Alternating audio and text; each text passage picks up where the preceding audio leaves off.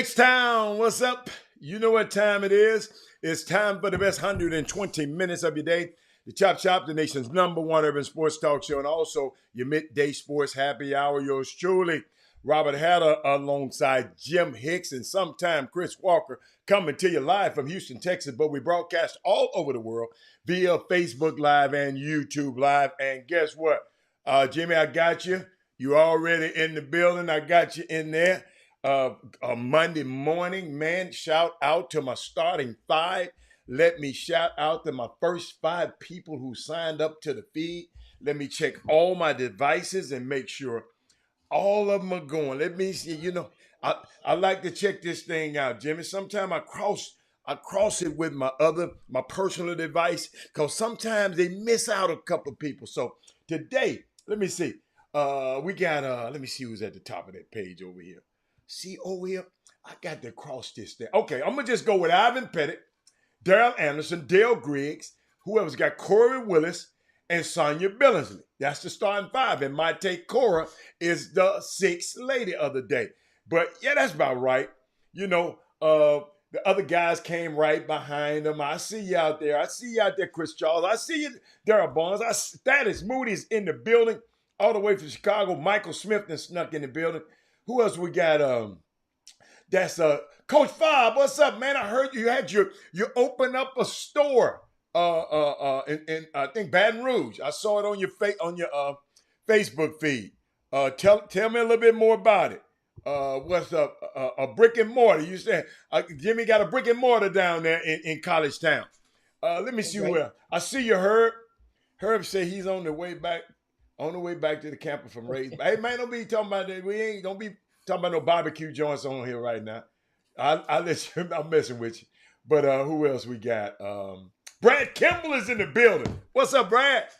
Brad, I might come see you today. I don't know. I might come see y'all. But, man, happy Monday, man. But first of all, I want to thank, I want to thank the Lexington, Kentucky African American Sports Hall of Fame for honoring Dirk Minifield for being a part of their history. He said it was an amazing night for all Lexington, California sports legends, and that it was inducted into the Hall of Fame. So shout out to Dirk Minifield, y'all. He's one of ours. He is in the Hall of Fame of Lexington, Kentucky. And shout out to not only him, but shout out to his wife, Rosie. It's her birthday this weekend. It was her birthday today, too. So shout out to her and everything. I know we got a special guest coming up in a little bit, Jimmy. But shout out to the, TSU soccer team. They beat Alabama A&M, Jimmy, 3-1. The soccer team of Victoria Pucci. She had one goal. Ari Mendez had one goal. And Ayana Noel had one goal. So they beat Alabama A&M. I saw somebody posted, so I wanted. But you know what I want to show you, Jimmy? Hey, Jimmy, that Cam Ward ain't playing no games out there in Washington State. I want to make sure. I wish they would have pulled that doggone game off. That's all right, but he still ain't playing no games. That's all right. That's all right. He's still playing. Jimmy, you worry about that. I'm talking about him getting a check. All that old hey, Jimmy. Yeah, Jimmy. Right now it's a team sport. So go. That was a winnable game. Trey Lance didn't even play in college, and they moved up and got him. He played one game. I'm saying that's a whole different aspect. I'm talking about the team sport of college football. That was a winnable game. See, you worry about winning games. I'm worried about him going to the league. But hold up, let me you go. The NBA training camp, y'all, starting today. Let me get there before we go there. NBA training camp, it's gonna start. I mean, it's a lot of media days. They're starting soon. What else I wanted to? It's a lot of stuff I wanted to share with y'all because things that happen on the week. The power of networking. Our young people, use your social capital when you going in these places. Just don't hang with the other people. Go try to hang with the owner if you can. If you can, go around and I saw some things that happened. People getting jobs this weekend, and I saw a press conference where the owner said, I'm going to dinner with this young man. I saw what kind of guy he was. And that's why this kid got promoted as the head coach now at the Boston Celtics because the owner, Wick Grossbeck, said he went to dinner with this kid several times, Missoula, and that's y'all. I'm just trying to tell y'all the value of using your social capital and networking. Just don't go hang with your fellas all the time. When you're in a business atmosphere like this, and the owners can make an impact like this, do me a favor and go out and meet the boss. It's all right. It's all right. Meet the boss. Meet the boss. Jim, I got one more thing I want to share with the people too, because I got something for everybody. Boy, I got something for everybody. But the U of H coaching clinic is almost upon us. They're excited to invite you to their 2022 coaching clinic, October the 15th. How much is it, y'all said? Absolutely free. Share the show. Absolutely free admission. When? October the 15th, Saturday, 9 a.m. registration. You're going to have from 10 to 12:45. You're going to have a clinic. Then coach going to ask questions and answers at the Petita Center. Parking, you got to pay for your parking. You got to find you somewhere to park, or you got to take your Uber. So secure your spot. Go to uhcougars.com, men's basketball coaches clinic, and secure your spot. I think Coach Sampson is, he said he's personally inviting you and looking forward to seeing you there. So coaches, parents, all of you people who want to know how it works in a college atmosphere, he's going to run a practice that day. Go see how it works. Go see how it works. Ain't going to cost you nothing. What you got, Rob? What you got, Jimmy? Yeah, you talking about college football this past weekend. And of course, I watched, didn't watch much, but I saw some fragments of some game. Hey, man, University of Texas took one up on the head, losing to Texas Tech in overtime. UT, and then Texas Tech coach getting up there and reminding everybody the road coming through Lubbock. He talked smack after the game was over. Oh, he did? I didn't see it. The road coming through Lubbock. Let's put everybody on notice. How about Texas A&M survives? That's who I wanted to lose against Arkansas. That's who I wanted to lose. DFW, and that's where, ironically, where I was this weekend. Shout out to my man, young Will Johnson. Well, sorry, the new Mr. and Mrs. William Johnson, as they were wedded over the weekend. Had fun, hanging with them, with their folks and who is Will John? Yeah, little Will, as he worked with with the RCS sports family for years. Oh, okay. Okay. I thought you said it like it was okay. I thought it was a Will that we should know. Okay, my bad. Yeah. And Will was a star basketball player at Eisenhower, and then in the Division I level at SFA. Back when he came out of high school in 2002. He's also went, and think about it, him and the young lady led him to Dallas. He quit as a school teacher, and he was a college coach in the Lone Star College program. Left those jobs cold turkey and relocated to DFW. And then he loves basketball. Started his own YouTube channel, and it's gotten in a very short time it received his 1 millionth view of his shows. And so shout out to Lil Will, man. He's getting it done, and proud of it. Now, speaking of A&M, Corey Henderson, shout out to Corey Henderson. Never know you see from the chop shop in our boom boom room. People from all over the country. Whenever they come into Houston, they give Hatter or myself a ring and say, "Hey, man, I'm in your city. Or I'm coming to your city." You got to tell me before. You can't call me at no damn spot. Listen to me, y'all. It's a 99.9%. If you already at the spot, I ain't coming. You got to give me some head of time. You don't call me. Man, I'm over here. Man, I'm not getting that. Man, you got to be out your mind. 6 o'clock, me getting in trap. You got to be out your mind to come see your ass. Yeah, call me before time. Now, I'm glad you brought that up. Yeah, they got some red wine in the building. I might be by there. I Yeah, know, but Jimmy, he just can't call me at the last minute. I ain't finna just go out the last minute. No, sir. I'm a and little organized. Come on, what else you got? also, guys, have you realized that the new AP poll is out? The new college football poll of all of the football powerhouses in Texas, Baylor is the highest ranked one right now. Hmm. The Baylor Bears is in both the USA coaches poll and the Associated Press poll. The Baylor Bears But Jimmy, one is of our kids on that team. Karen yeah. Drummond is on that team. What he been doing this year? He's backup quarterback, coach. He's backup quarterback. The starting quarterback playing good. So Well, guess what? He all right. one player away. One He's player on the away. team. He one player away. Everybody hit you. I like that. Anthony Ship come right up here and said, everybody hit your like buttons on YouTube. I mess with Anthony Ship. Anthony Ship, I'm gonna show you why that's important a little bit later, man. Y'all, it's so. I know we got guests coming up. Tomorrow, Anthony Ship, make sure you come back tomorrow. I got something to share with y'all. What else we got, Jimmy? Before we get to these picks, And of course, on that poll, Georgia, Alabama, Ohio State, Michigan remain the top four teams. Clemson survived the scare. They're still at number 5 as we enter. We're right at the midway point of the season, about a week or two away.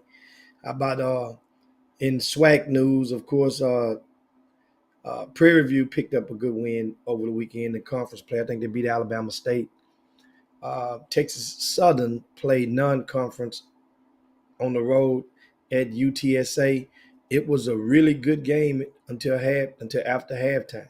It was a single possession game at the break, and then UTSA, which took University of Houston into overtime. Remember the first game of the season, just cruise on away from TSU. TSU will resume football action on this coming weekend in conference play with Alabama State at home, if I'm not mistaken.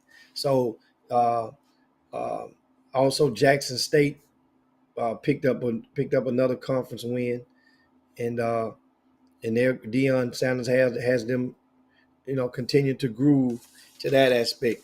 Other than that, I think NFL football, because we got a guest coming up.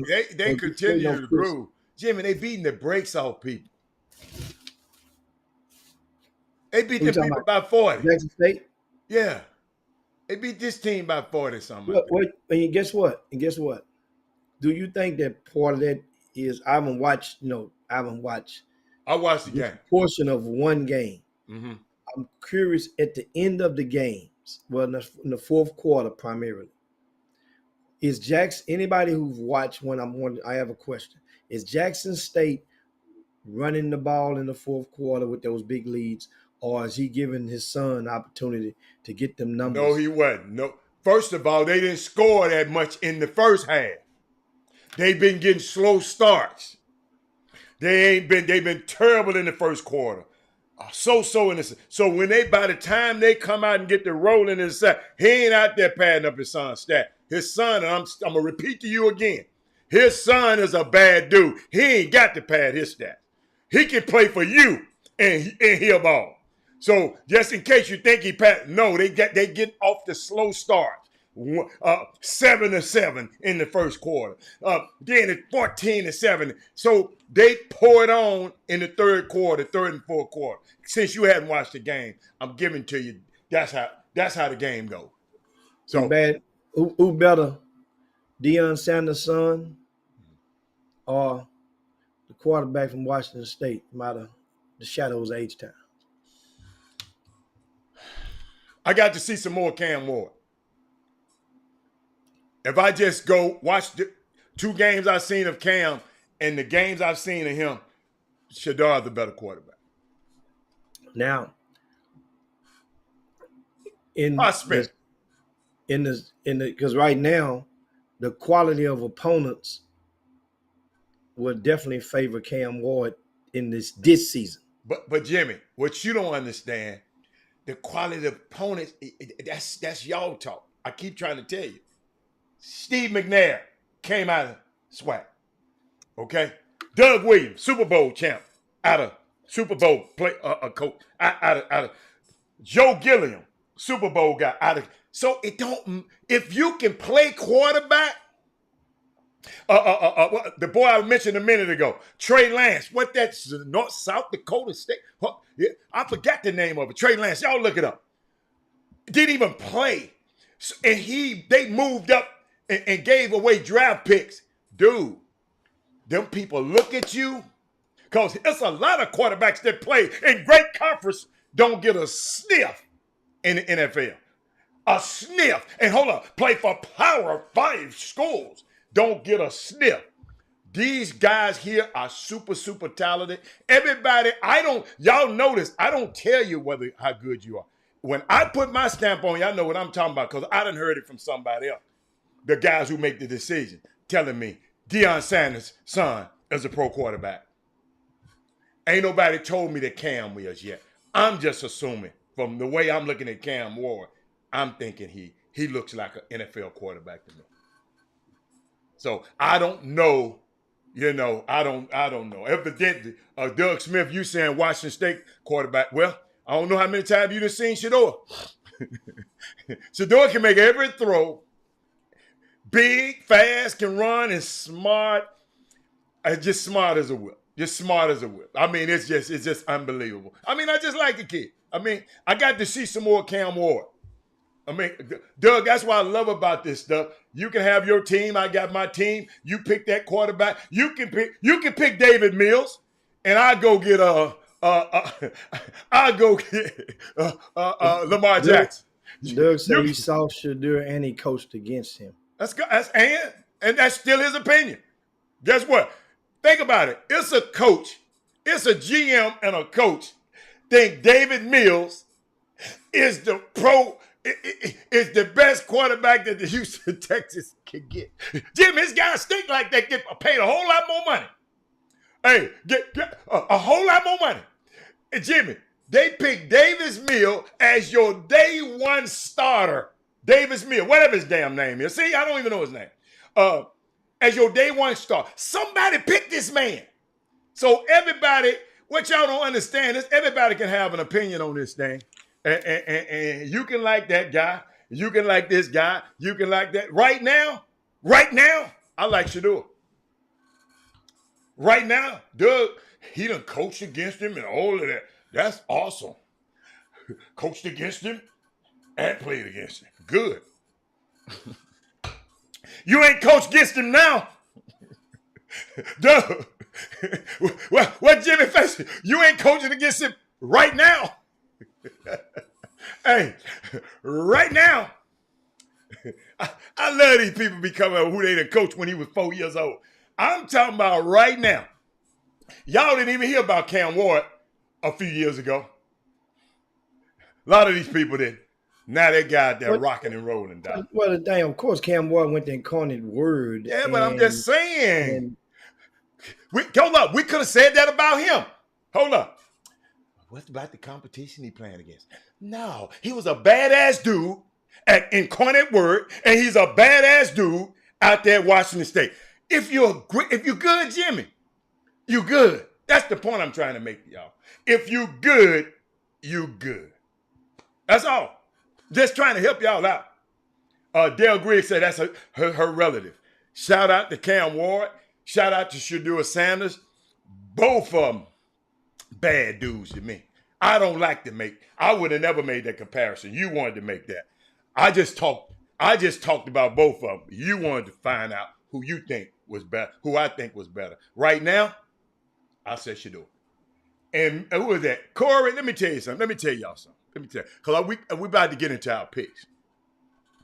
It's a crying shame when a dude gonna text you talking about Tom Brady. The man lose by 2 points. Y'all, let me show you what this clown sent me. Hold on. What he got? He sent me. What did he send to me? I sent it to her. My Aggies won. Hold up. What did he say? Hold up, y'all. Oh, here you go, y'all. Thomas Edward. You forgot the Patrick, Corey. He go, Thomas Edward Brady. Give me his whole name. His name, Thomas Edward Patrick Brady, didn't manage his team like a Hall of Famer should have. Let me tell you something, man. You don't have a Hall of Fame to put him in, number one. You don't have, he's a Hall of Famer whether what you say or not. Then you know what I told him, man, get the F out of here. I said, they lose by 2 points and you couldn't wait to text me this mess? Unbelievable. And then, hold up. Then he talking about, you got to get the snap off. What Hall of Fame are y'all in? You and Kevin Freitman. Kevin Freitman gonna text me. Had up. Thomas Brady. And y'all, you went to Southern and y'all let TSU blank y'all last week. I mean, y'all need to watch some of these texts. Y'all know I'm gonna tear y'all damn head off. A man get lose by 2 points. He over there sweating bullets. And y'all know what I love about them. They wait to the end of the, hey, you know, like I call and mess with you in the beginning of the game, man. What's Texas A&M is terrible. I don't care if they win and come back and win a lot. This dude right here, wait till the last second off the short clock. Soon as the clock click zero, Aaron Fox. He talking about Thomas Brady, Thomas Edward Brady, man, y'all leave Tom Brady. He is a Hall of Famer. He's the man. He's the man. So thank you. I got that off. Okay. What else y'all want? Man, tell me he almost passed out. Boy, y'all. So it's just a lot of. Wait a minute. Did y'all just start hating on Tom Brady? Or since I've been talking about him? I'm just curious. I'm asking for a friend. But what else you got, Jim? Before we go into these picks, we got the Houston Astros became the first team in the American League to reach 100 wins this season. Astros have exceeded all expectations of most that ain't from Houston, Texas this season, and as they cruise into the postseason. The Yankees had a commanding lead in that division for home field advantage. That's what's at stake throughout the American League playoffs, is the team with the most wins get home field advantage. And as it stands, the Astros, with about 17 games or so left, they are about 5 games behind the Dodgers overall for the best record in Major League Baseball. So they behind the Dodgers in something. That's the National League. The I Dodgers know they in the National League, but I mean, the Dodgers got their fair share of worries. Trust me. You know what, Jim? In the postseason. We can be talking about the Pope. Anything. We can be talking about anything. You gonna figure out a way to put them Astros in there somewhere. That's why I got Dusty right there behind you. We can be talking about brain surgery. We can be at MD Anderson talk to the cancer patients and trying to cheer them up. Get what you gonna come up there? We're the Astros. Do you know how many innings that man pitched without somebody scoring a point? I said, you love them, boy. You love them, boy. You love them, boy. I mean, it ain't just start. Remember, I was an Astros buddy as a little kid. Didn't say you just started. Yeah, that's so and you know, speaking of the Astros, you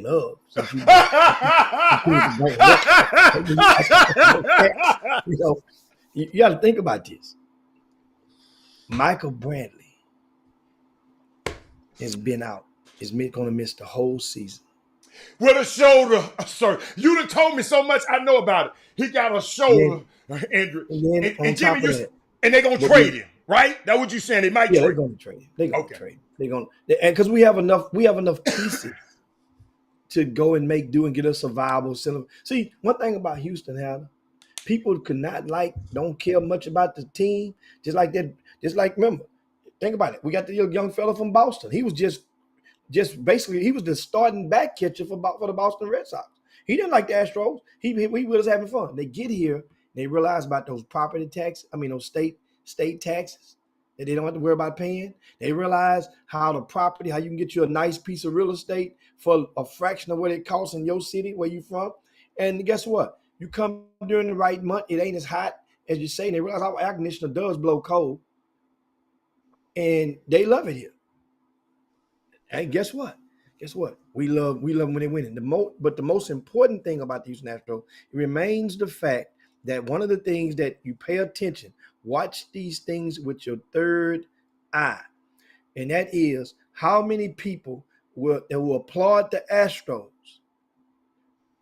but knowingly or unknowingly fail to bring up the fact that Dusty Baker is a lame duck head coach right now, meaning that he has not been extended. His contract expires the day that the Astros are eliminated. Jimmy, he was a lame duck last year. And the year before that as well. They call him lame duck Dusty. No. Listen, man. Well, why don't y'all give it? Why don't y'all give him a deal? Because he's 100 years old. In the history of baseball, this has never happened to a coach, white or black. Dusty just happens to be black. That's what I'm saying. He just happens to be black. And understand, Dusty is not the oldest head coach in baseball. They just had this crook or this drunkard who was the head coach of the White Sox, Tony La Russa. Jimmy, all of them take a little sip, Jimmy. You know, he took it, but on more than one occasion. All of them take a little sip. He just don't know not to get in no car. No. All of them don't take a little sip and get pulled over by the laws. I said everybody just ain't got caught yet. He don't know how to get a driver. Yeah, he don't know how to get a driver. Yeah. But Tony La Russa, Dusty's not the oldest. No. Jimmy, can I ask Mindy a question? Because she know Astros folklore. Why they won't get Dusty? Mindy, since you know every damn thing, why they won't give him a multi-year deal? Tell me, Mindy Collins. Explain that to me. Jimmy, y'all get together and huddle up and explain that to me. You say why? Mm-hmm. Understand something. Well, obviously, management doesn't believe in you long term. So, and guess what? Dusty is over 70, but over 70, like I say, he was not the only manager in baseball over 70. Let's get that straight. So now move on with Dusty. Think about all of the various personnel parts that he's had since arriving to Houston. He had to manage guys gone and coming in, pitchers. Our bullpen is basically flipped over in regard to just Dusty has been there. Oh. She said Click and Dusty don't get along. I'm sorry, Mindy, Mindy, you got to realize these comments are coming so fast and yours just went past. I had to go back. She talking about Reed. She said Click. I guess the GM and Dusty don't get along. But what about the owner? Can't the owner step in? The owner can. That's the whole thing. He has stepped in each of the past 2 years by extending him by 1 year, but 1 year at a time. So it's like, let's think about it. And what they think he gonna do with multiple? What they want him? They think he gonna mess up so they can fire him? What are they doing? That's the magic question. And this is, think about it. You can at least get a man a 2-year deal with the option. That way, at least he has the option on that second year. You're giving him a straight 1-year contract. Hell, everybody that plays has a 1-year contract, if that's the case. Jim, this woman had the nerve to type this. Said, I got to realize you don't know baseball. I done forgot more than you probably ever think about knowing. I'm asking y'all, which you know it all, talking about him and Click don't get along. So if him and Click don't get along, tell Click to fire him. So what? I can just string him along from year after year. Well, then why don't Dusty just quit? Then go to somewhere else. Since I don't know, Minnie, since you know so much. So tell me this. In situations like I say, this has never happened in the history of Major League Baseball. A space where a manager has found themselves in 3 consecutive years at the end of a contract. So that means obviously you had to get a 1 year deal to the latter two portions of that statistic. Now, meaning the first year he was at the end of his deal. I think he only got like a 2 year deal or a 3 year deal to even start with. So that was either the end of it. Yeah. So that means one, then now one. Right. Now, here's my question, and this is your side of the fence. Just say A plus B equals C. It doesn't even have to be Dusty Baker. A plus B equals C. Let's plug in these quotients. I'm listening. What role does the agent play in a situation like that to let that reoccur over and over? None. Like that. Because you got to have leverage. See, in negotiations, you always got to have leverage. I don't care how good I am as an agent.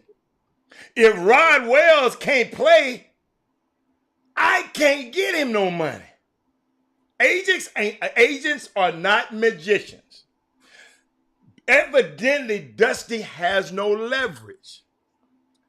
And Jimmy, and I tried to explain this a year ago because I wanted to Miss Mindy understand this. The powers that be in the baseball, Major League Baseball, they don't value managers as much in baseball like coaches in football, coaches in basketball. They value the general manager. That's the most valuable thing in baseball. The managers, they told me, are a dime a dozen. I can get a manager and plug and play anywhere. In Major League Baseball, Mindy, since I don't know, but the powers that be said, Robert, we can get a manager anywhere. Them smart general managers, them Howie Rosens, them brilliant, Jimmy, what you call analytic minds and all of them people, they say you can't get them anywhere. So they don't value. So they won't value Rusty. So Dusty, so that means I don't have leverage. Because they'll say, well, we'll get him out of there and get another guy in there. So that's my take on it, Jimmy. It ain't got nothing to do with the age. And then the man 100 years old, man. You know what I'm saying? And they just, for some reason, they seem like, to me, they waiting on him to do something wrong. That's what it's obviously. And that's obvious. And we hope that, like I said, if pay attention, or if you ever find yourself in a situation where you're able to present that question, guys, put that question in somebody's timeline or in their thread when they announce about how good the Astros are doing, and say, well, if they're doing that good, then why isn't Dusty signed for next year? Yeah. And hold up, and at the Astros, and at Click, whatever to do, and at McClain. Not McClain. I'm covering. What's my man name? Not McClain. What's the owner? Crane. Jim Crane. At Jim Crane. Because it's weird. It's weird. I'm sitting there every year. I'm hearing about, man, he ain't got a deal for next year, so he got to go win again. Jimmy, what if they go and win the World Series again? What if they go to the World Series again? But if they don't win, they're gonna say, well, if we didn't have this Dusty, we would have won. Just telling you how them people be talking, Mindy. And Rod Wells said about La Russa won a World Series. Hold on, dude, that was over 10 years ago. That was over 10 years ago. That was in 2011. That's with the Cardinals. And guess what? And in 2011, the only thing that we really loved about the St. Louis was the beginning of Sweetie Pies, which now, ironically, they done closed their doors. And after the tragedy that occurred in their family, that's a doggone shame off the topic of sports. But they finally now they've closed their doors altogether. Ain't no more Sweetie Pies. How about that? Who would have ever thought that would have come?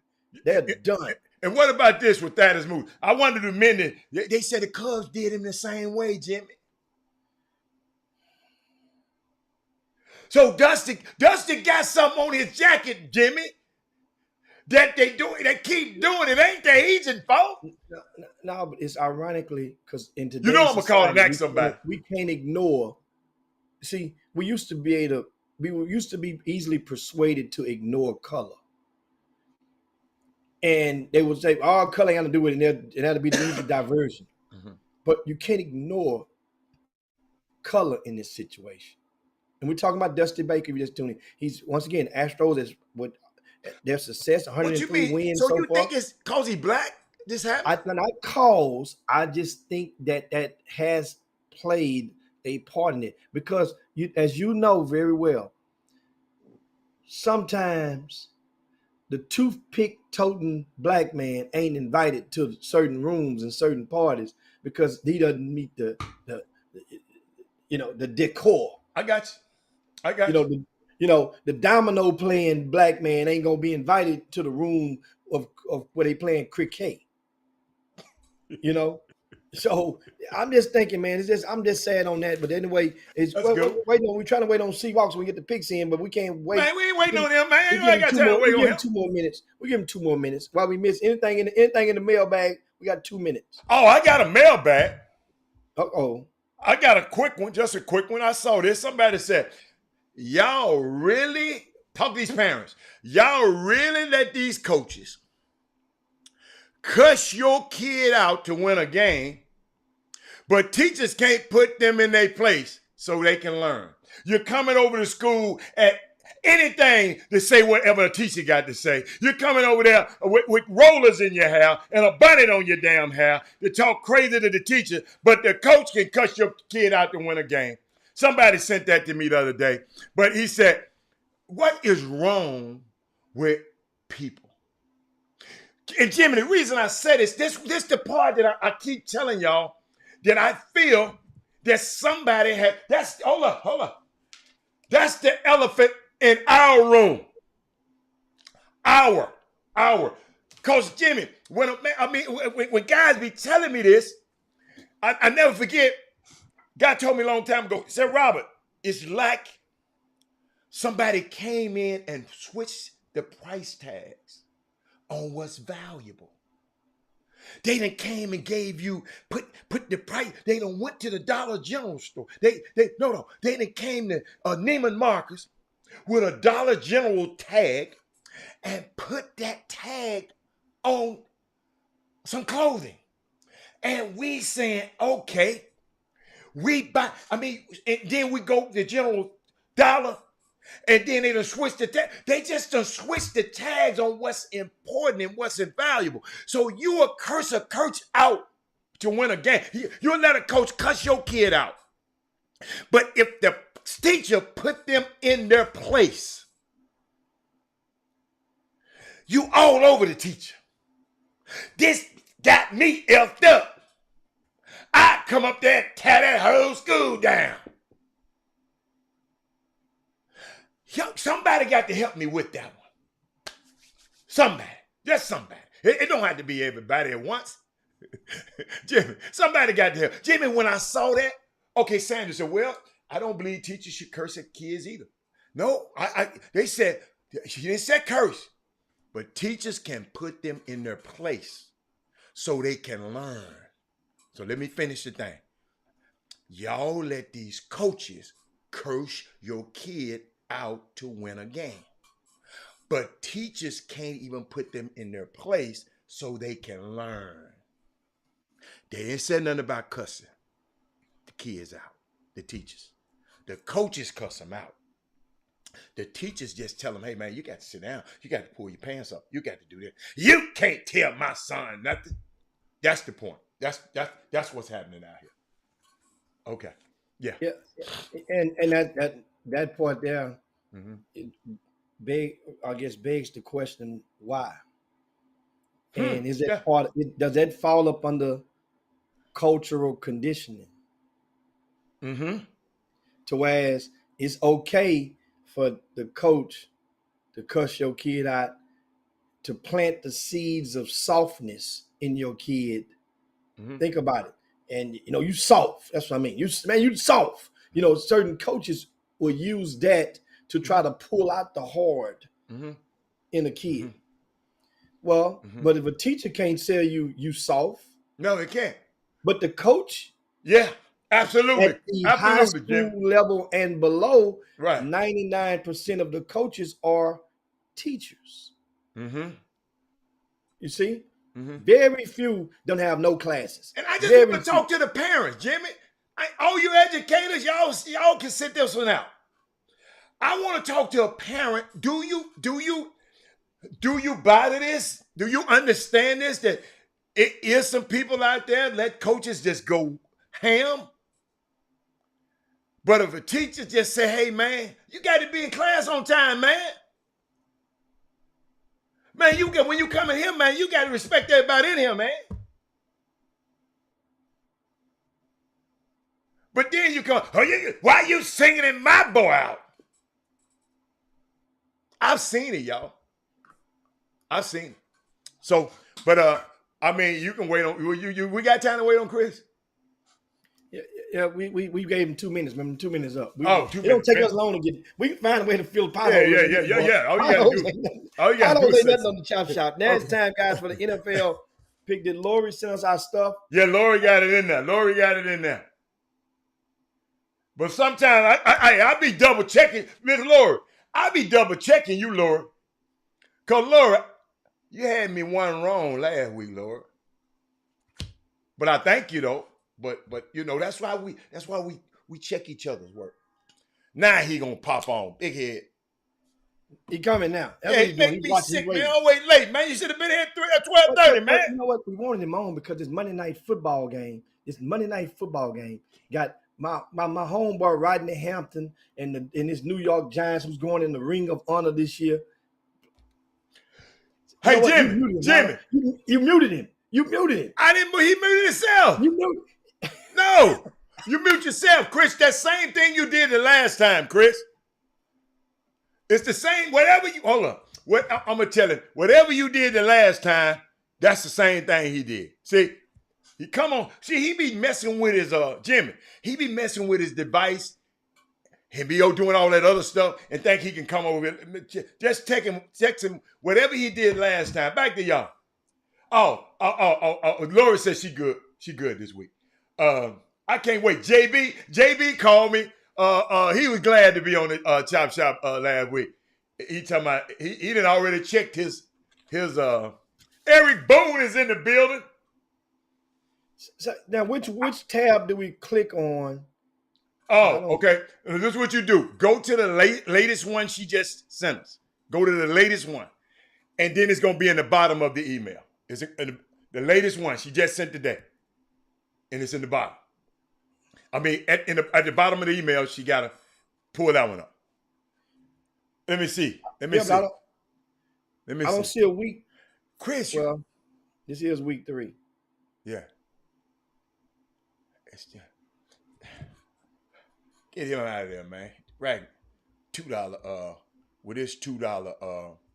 There you go. Oh, I know it's in there. Lori don't play, man. Let me get my highlighter. Lord, man, that Lori Dawson. Hold on. Let me see. Get my highlight after being the defending champ that I am from last week. Let's see if I can repeat. We might have our first repeat. You know what? I bet I don't quit. This is gonna be my word. I tell you what. I bet I don't quit. I don't care how bad I get beat. Get what? I'm gonna rename your ass Little Engine That Could. Then. I'm gonna be the Little Engine That Could. I think I can. It's doing so the first game we had was Pittsburgh at Cleveland, and that was a Thursday night game. And the way it looks out of course, the winner of that game was Cleveland 29-17. And I don't know, you set the lines. Remember, I came on late, so I just did the ESPN lines. So if you have your old page when I call out the game, if you got, I'll give you time to look up your old. But it ought to be where you made your picks at. Wherever you made your picks, you had your line on there. No, I didn't put the line on there. I just went because because the ESPN pick might have been a point or two off. From I didn't. I relied on ESPN last week, man. I ain't gonna tell you no lie. Damn. I relied on them. Let me go, and I know they take that off. They take it off, don't they? Yeah. Sometimes they do because they change it. Yeah, they changed it. Let me see, And we man. took the ones on Golly. Thursday. You know what? I'm going to screenshot it the next time. That's my bad. What we do now, then we just go and I just say what these lines was on the Chronicle. If something is close, then Yeah, we let's go with the Chronicle. Yeah, go with the we Chronicle. go It don't back, matter. but we Yeah. just take the Chronicle. Yeah. On that day was 4.5, which it don't even matter. It was 4.5, and Cleveland won 29-17, and I had Pittsburgh. JB picked Cleveland, Chris picked Cleveland.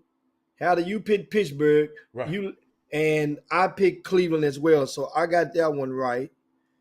Next up, hold on. So you won that one? Yeah. You won what? Chris won too? Chris won too. What about JB? JB won too. So I went against both of y'all. Oh, that's right. No, you went with Mike Tomlin. I'm going to go see. Hey, guess what? This is my last week, y'all, going with people I like, okay? That shit don't work. Next up, we got the Houston Texans at Chicago. Chicago gave up 2.5, and they won by 3. I wonder what the line was on that ESPN. So the Texans won. No, the Texans lost. They got 2.5. They lost by 3. No.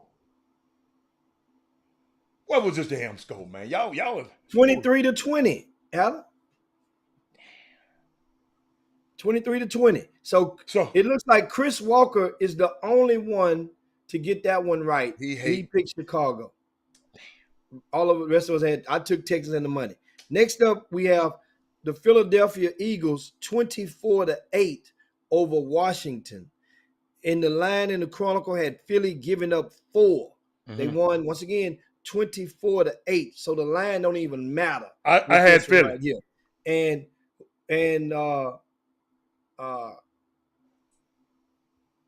let me see who you had, Haller.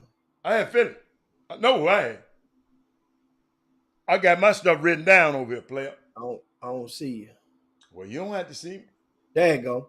Haller, you had Philly. Chris had Washington. JB had Philly, and I picked Philly. So you won, I won. So it sounds like all 3 of us might be. Now, me and Chris tied at 2-1. I got 1 right now. I got 1. Y'all, you got 2. All right. Next up, we have Tennessee and Las Vegas, which Tennessee won 24-22. Right now, the line had Las Vegas giving up 1 in the Chronicle. Okay. Right? Damn, I picked them. Sorry, I picked them. You picked who? The Raiders. You picked the Raiders. Yep.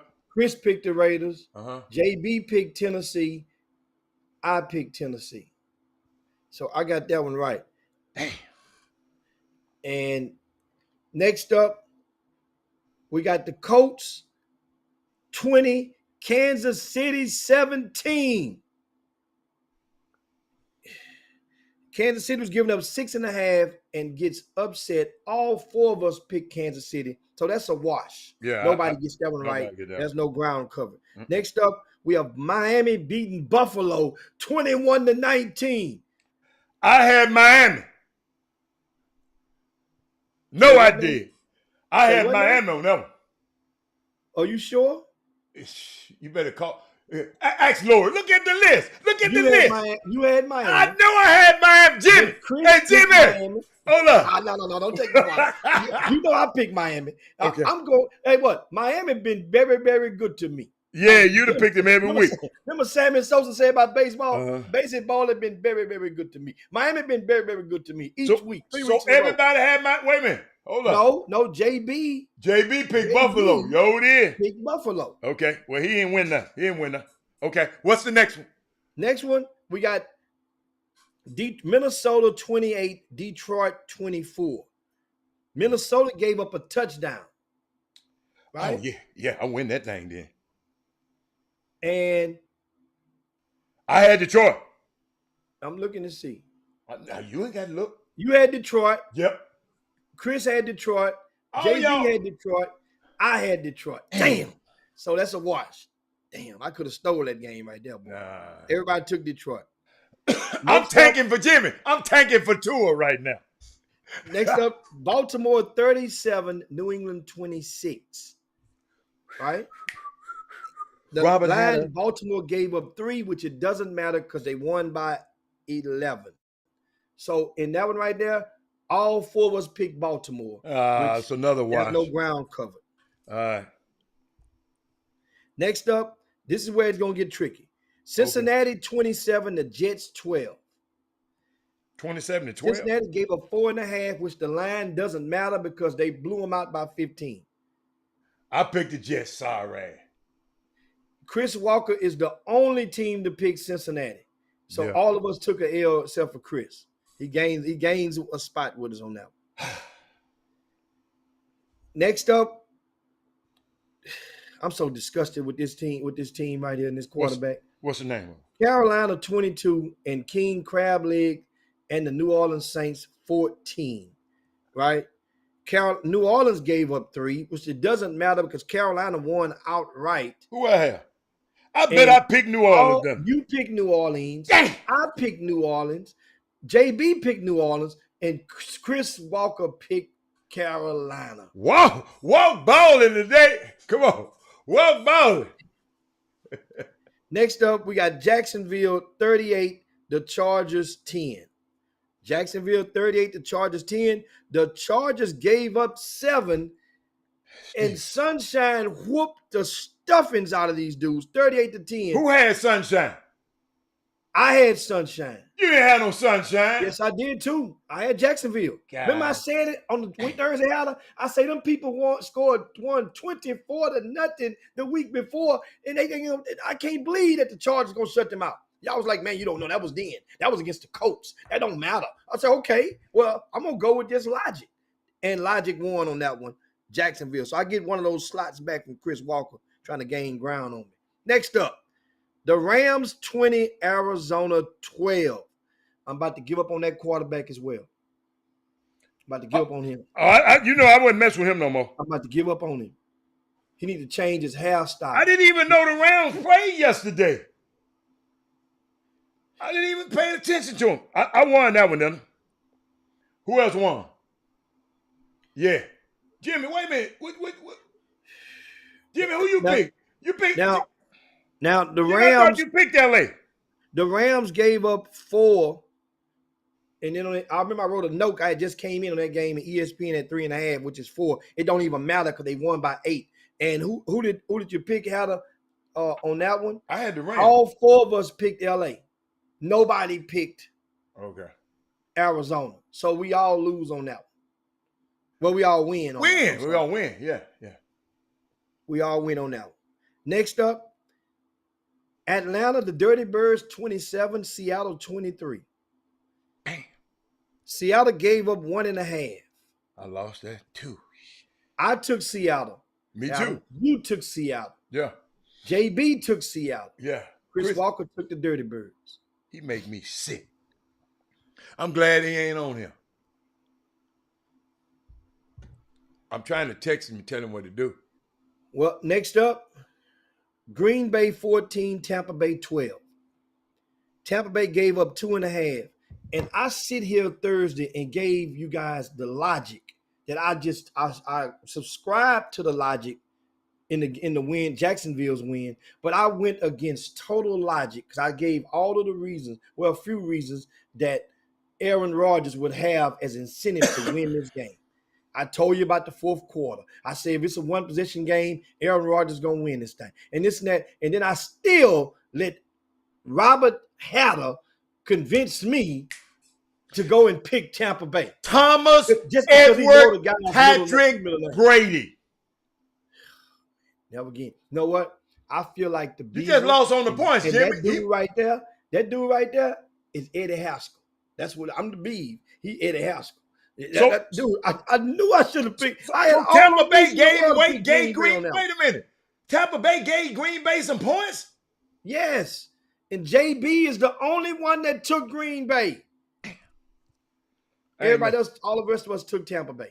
So next up, Frisco and Denver. You know who I had. You already know who I had. Who you had, Al? You know I had Sierra Hub. Huh? Sierra husband. That was a real ugly, boring game. You lost, Coach. You lost. That's why. I see. You gonna pick some San Francisco. You ain't. That was Chris a boring game. Coach, it looked like a baseball game in the beginning. Thomas. It was 7-5. It was 7-5 for a long time. Thomas Edward, Jimmy. The Broncos won 11-10. Guys, only one touchdown. Hey, Jimmy, at the end of the season, it gonna count as a win, player. But hold on, but guess what though? Guess what? What? Denver gave up one. So it's a I tie. took Frisco and the one. So it's a tie then. That's a wash. But hold on. I took Frisco. You took Denver. That's a tie. That's a wash. No, I'm gonna take that win because I think it was a half a point. We gave up a half a point. I'm not going off of that. I'm going off the ESPN. I needed that win. So, is that it? So, Lori, I guess we got to get the tally up. What is the tally of how many? I ain't looking, Laura. I'm pissed off. What's the? I got 1, 2, 3, 4, 5, 6, 7, 8.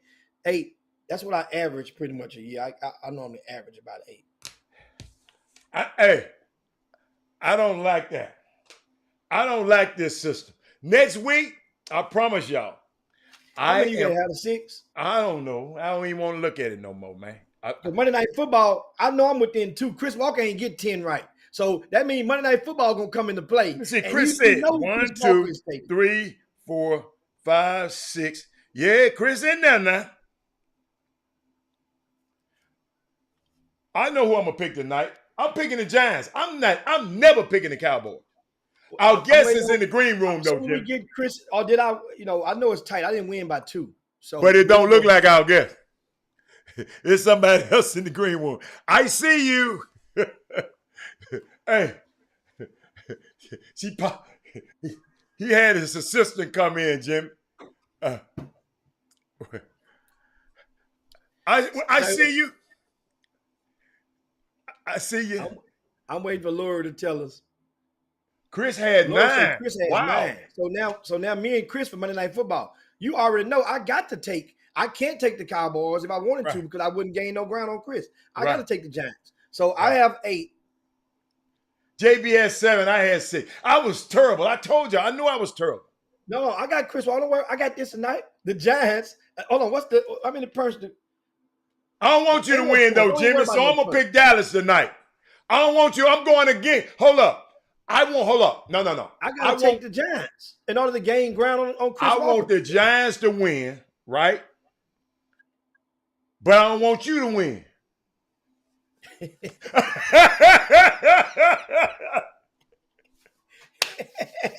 I see you. Coach Tang, I see you. Oh, you got I can see you. So I'm taking the Giants tonight. Chris has the Cowboys, and whoever wins this week. And we're gonna see how this goes tonight. This is gonna be some good. Jimmy, do me a favor and text Jerome Tang and say we can see her. His assistant is on. I can see you. Just hold on. Everything is set. You good. But I want the Giants to. You know what I like? I like Danny Dimes. Danny Dimes gonna throw touchdowns on y'all tomorrow on that. So, but we ready for Coach when Coach get in. Yeah, and Cedric Jackson has something we can post on the screen for you guys to see. What's that? And tonight they ain't gonna show it. It's going to happen at halftime. They ain't gonna show it at halftime. I bet you. You know what? They should give you a blurb of it. I would think they should because it's an honoring, and you know what? They're gonna be talking. It'll be in the background while they're talking from the booth. They should give a notice to it. I'm hoping that Monday Night Football would do so because that was a Super Bowl winning team that he played on, and even though Rodney Hampton got injured that year and missed a chunk of this regular season. On the New York newspaper and the New York press, they might show it. On Monday Night Football, that's all I'm saying. Monday Night Football might not show it because they have their own production they have to do. So Monday Night Football might not do it. That's, because how many Ring of Honors you ever seen on Monday Night Football? Not many. So, now I think that coach here. Wait a minute, that ain't coach. Yeah, so what we have is, coach. without further ado, we have a special for you guys, Huh? special bonus for you guys. And I'm going to ask you to share the show.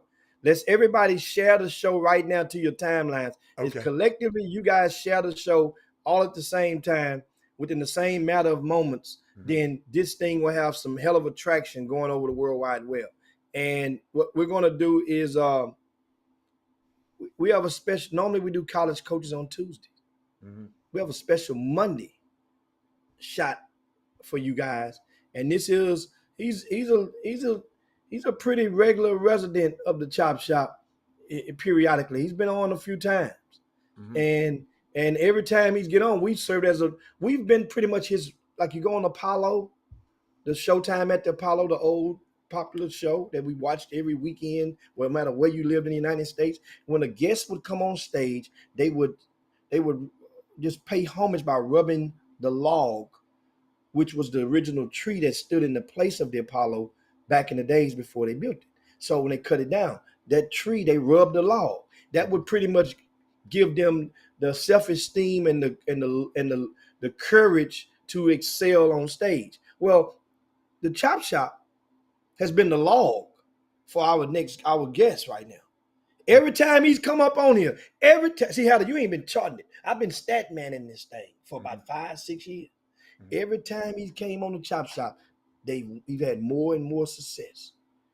Okay. And now he finds himself as a head coach in the There Big he is. 12. I finally see him. Coach, I was getting nervous. I didn't see you in the green room. He's a head coach in the Big 12 now.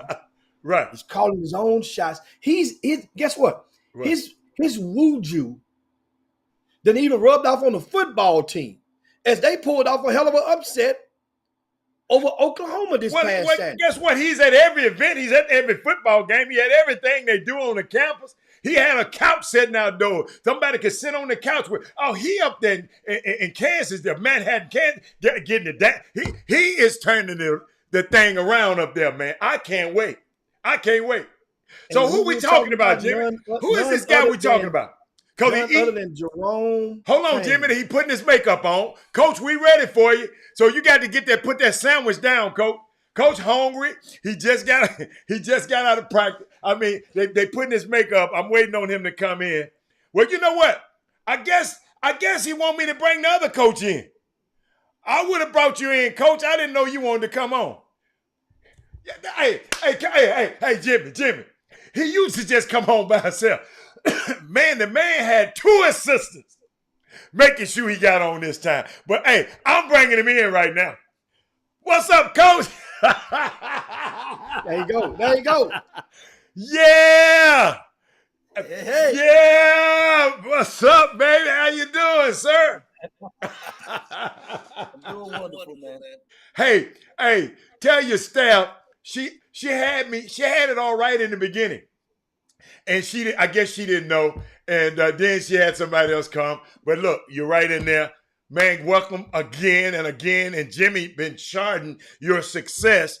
How when you make appearances on this Chop Shop, the teams that you associate with always get better and better and better. So, I mean, I didn't realize that, but he's always charting because he's a numbers guy.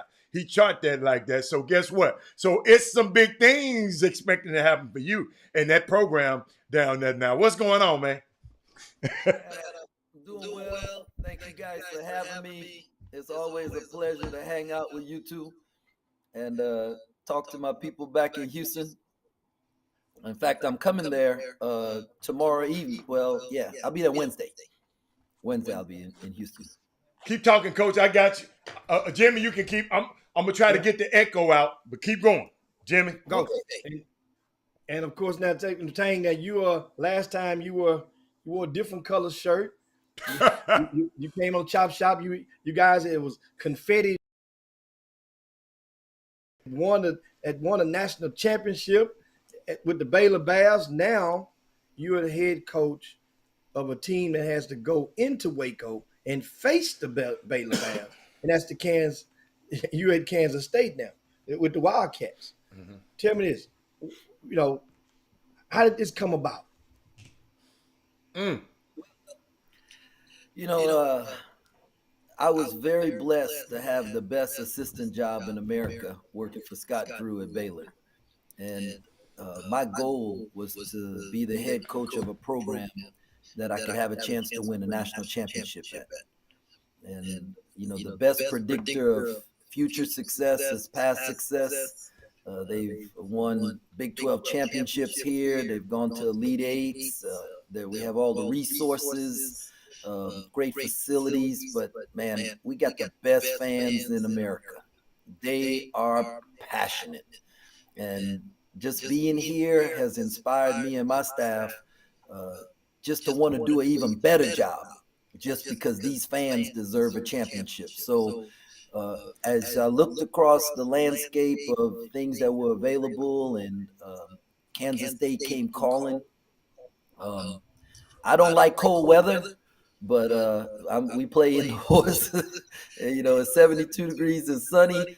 And the opportunity to coach at a school that has this kind of a tradition, history, and unbelievable fan base is just something that couldn't be turned down. Yeah. And so now, what's different from when the time you arrived in Manhattan? You mentioned the fans and fans at Baylor. The difference is the synergy between the town of Manhattan and the university. There's no the next closest school is a little ways away in both directions, and we are the professional sports here in this town, and the people in the town really support everything. The trash cans are purple. They say when there's ice on the road, they put salt down, that the salt is purple. Mm. Yeah, it's like an all-in thing, that where the people in the community love the university, and the people at the university love the town. Wow. Now we're going to ask Coach, because we're hearing a slight echo. If you could turn the volume down on your device. Maybe that might, because your mic might be feeding into it. Just turn your volume down a little. Say something again, Coach. Is that better? A lot better. Yeah, that's it. That's the solution right there. It was reverbing back into the speaker. Now, of course, if you just tune in, we got head coach Jerome Tang, Kansas State men's basketball, live with us on the Chop Shop. We'll get you some of your questions shortly, so you can queue them up, write them down. That way you can post them shortly. But right now, it's a new era in Manhattan, Kansas. Now, Coach, for people that don't know, where is Manhattan, Kansas? Is that where Dorothy and Toto and all that? Where's that? Hold on, I lost. There we go. There you go, Coach. Right. Okay. Ask that again for me.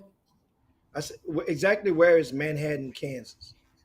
Yeah. Man, we're right in the center of the United States of America.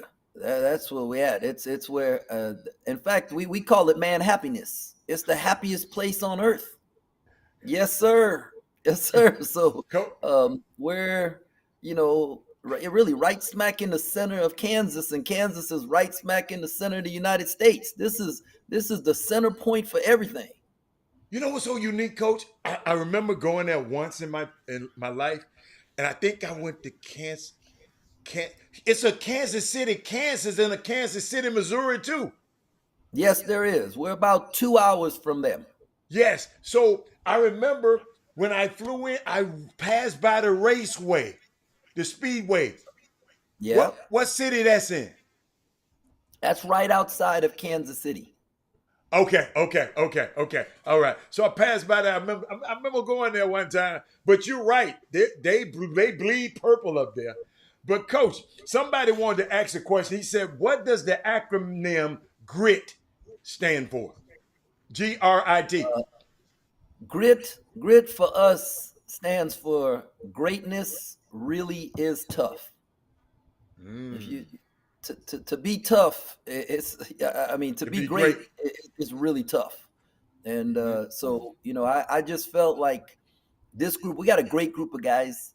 I mean, Hmm. unbelievable human beings, guys that you'd love at your house. I mean, we can lay our heads on the pillow at night and know that they're going to make the right decisions. Which is for 18 to 22-year-olds, that doesn't always happen. Hmm. But we're a little bit too. We have to get rid of some of that niceness on the court. We got to get a little Oh, gritty, okay. and that's just been a focus for us here. And coach, I heard you were missed. I mean, because I got some relationships up in Waco, and a little birdie told me you were missed. I said, what? Yeah, he's missed. I said, wow. I said, that's a great testament to you, coach, that when you leave somewhere, you're missed. If I knew nothing else about you, guess what? That takes me right up there, man. So you left a great legacy up in Waco where there's some people saying, hey, man, he's missed up here. Well, I miss the people. Mm-hmm. I do miss the people in Waco and at Baylor University. Great relationships, love life with those guys, and it's humbling to know that they miss me, Mm-hmm. and I obviously I miss them too. But I'm so excited about the staff that I have here, the group of men that I get to live life with, the young men we get to mentor and disciple and influence, and then the administration here has been unbelievable. Gene Taylor and Mm-hmm. Casey Scott and President Linton have been, just terrific to me, and I'm really excited about what we're building, putting together. Coach, I've been watching your social media, man. I'm just been, I mean, it's blowing me away. I mean, just seeing how me knowing you, and then how you just go up there with and infect that environment. When y'all was in a meeting with the young players one time, y'all was in a restaurant or something like that one time.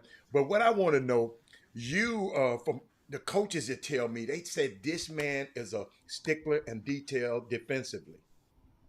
How in your first year there, how long does it take a coach to get into a program and instill his defensive principles in a team?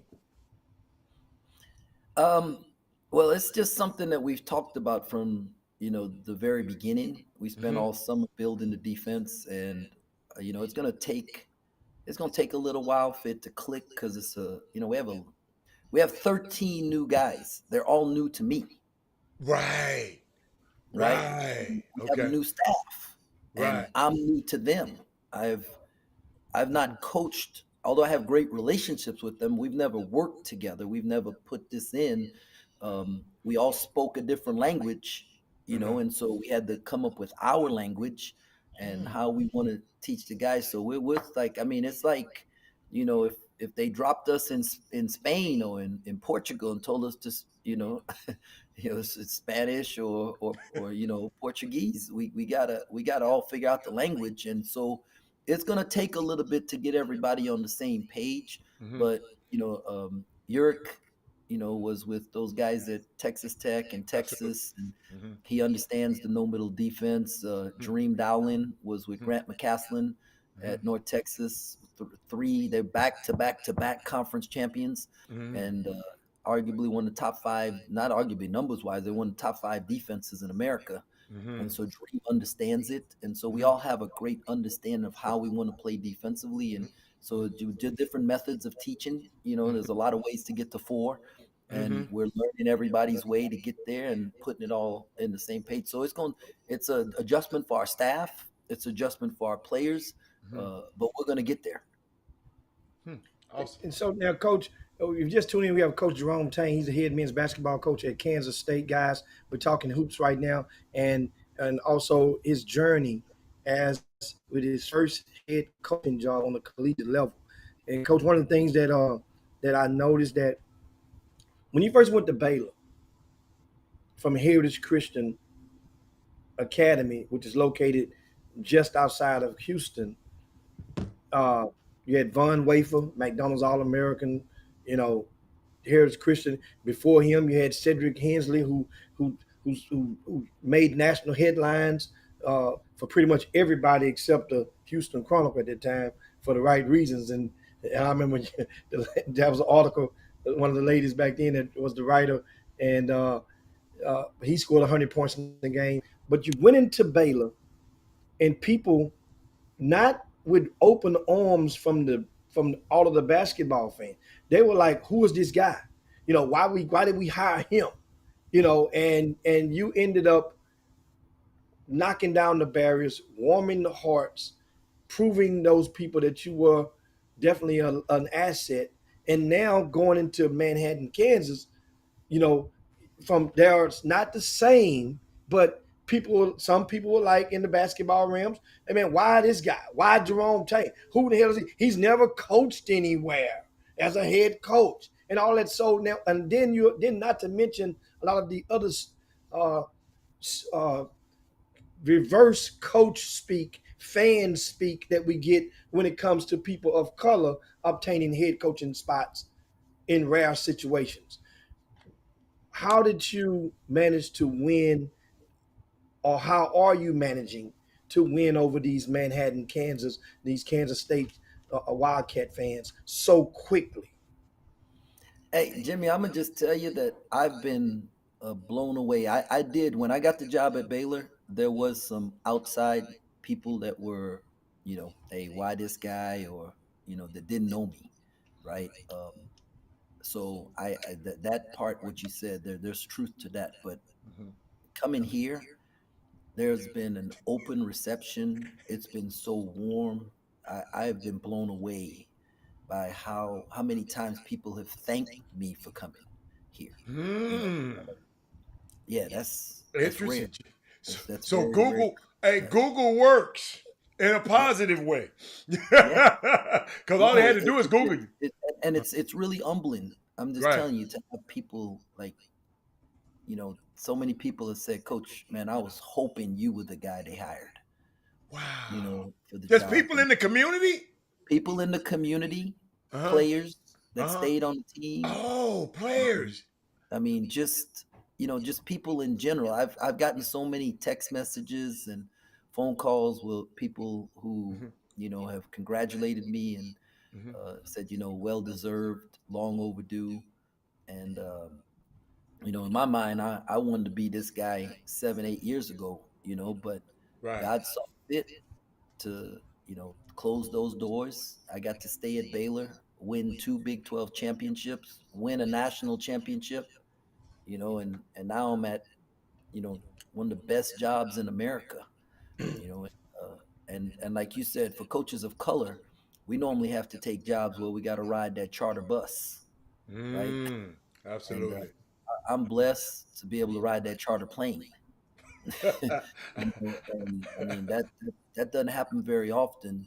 And Right. at 19 seasons, 19 years, to be able to get this opportunity, I hope to do the type of job, and me and my staff, we hope to do the type of job here that Mhm. it makes it easier for the next athletic director to hire the guy that looks like me in this Awesome. position. Awesome, man. Awesome. So, And, Coach, when you first got there, Coach, I'm just saying, when you first got there, man, I'm seeing, it seemed like you just came there like, if y'all need to go to his social media. And then y'all understand. It's like you've been there for years, Coach. Don't. Hey, let me tell you, right? Uh-huh. Um, the way we're handling this as a staff, as a team, as a family is Mhm. exactly the way that I wanted it. Like Okay. this is how I want it to feel. I want this thing to feel like family. I want our students to know that I care about them. I Okay. have two students. My son, 7, is a junior and he's here at K State. My daughter, Island, is a freshman. She's here at K State. Neither one of them play sports. They're very important to me. And Wow. I want our students to know that every one of them, they're very important to me. So at our freshman gathering, Uh-huh. when we had 3,000 freshmen and maybe more than that, and incoming first time students to K State, Uh-huh. I gave my cell number out. And I told them, if you need me, you text me. Don't call because and I've been getting FaceTime messages. I've been getting text messages, Mm-hmm. and I do my very best to respond to every one because I want the parents to Mm-hmm. know family means family, right? Like so, if Mm-hmm. a young person in trouble, their car is on flat, they need some gas, they Mm-hmm. something's happened, they need help. I want them to know they can reach out to me, and Wow. I'm going to be there for them. Or somebody on my staff is going to be there for them. Wow. And it's the it's the humane things you do that make you remarkable to people. Okay, not the great things that you do. Simply returning a text message or showing up at a student event, you know, um, whether it's answering a phone call or whatever Mm-hmm. it is, just being humane and letting people know that you care about them. I think our students have felt that from our staff and from our team, and they've gotten behind that, and the community has seen it. Because I care about this community. I want them to know I'm just a regular dude. I am honored to be there, to be the head coach here, and I want to be a part of this community, and I want us all to win. And so, that's, I think, the realness of our staff and the fact that we get to be ourselves every day. There's no pretense of who we are. And it was very intentional how I hired my staff. It's very intentional that we have family dinner every week. The whole team, managers, GAs, all over one of our houses. And the guys on our team are not just going to know where the bathroom is; they're going to know where the knives and the forks are. Okay, Mm. that's what family. If the only time where we're together is in the gym, then that's really not family. Mm. And I want the community's going to feel that, and our students are going to feel that. And I think that's the reason why the reception has been so warm. Coach, one of the Lil Rick, one of the readers was just talking about good luck cause that Kansas rivalry against Kansas State is real. The rivalry against Kansas versus Kansas State is real. Will it have people told you about the difference? I know you Kansas versus Baylor is different. This is Kansas versus Kansas State. Have anybody told you about that rival and how crazy and how it's going to be? Have anybody talked about it? Yeah, I got a really good sense of that it's really important to our fans. Okay. And one of the things that we have to get our fans to understand that Mhm. every game's important. And Oh, okay. we don't just want to have energy when we play the team down the road. Right. We need that home court advantage and that same kind of energy against everybody else. And Okay. because we want to win championships. You know, to me, and I know our fans are not pleased that I say this, but to me, winning that one game, Mhm. it that's not what's going to make me, Right. right? I Right. want to win the last game. I want to see that confetti fall from the ceilings, the streamer falls. That's what I want. Okay, and so we got a ways to go because Right. it might be a rivalry off the court, but it hadn't been a rivalry on the court. Mm. We've been kicking our behind, right? And Mm. so we got a lot of work to do to make it a rivalry on the court. And he also said, I don't know if you can answer this because I don't know how well you knew him. He said after Michael Beasley's stellar freshman season at K State, right? What happened to him or his focus after going number 2 overall? Do you know any? I mean, have you heard about it? I Yeah, know you I probably. can't speak for Mike. I do Uh-huh. want to invite Mike. Mike has an open invitation to come back to K State anytime he wants to. Our Hmm. fans greatly appreciate the fact that he chose to come here and be Okay. a part of this family, and they still consider him family and stuff. But yeah, I can't speak. Okay. That's good. I figured you couldn't. I had to throw it because he put it on the screen. What else you Mhm. got, Jim?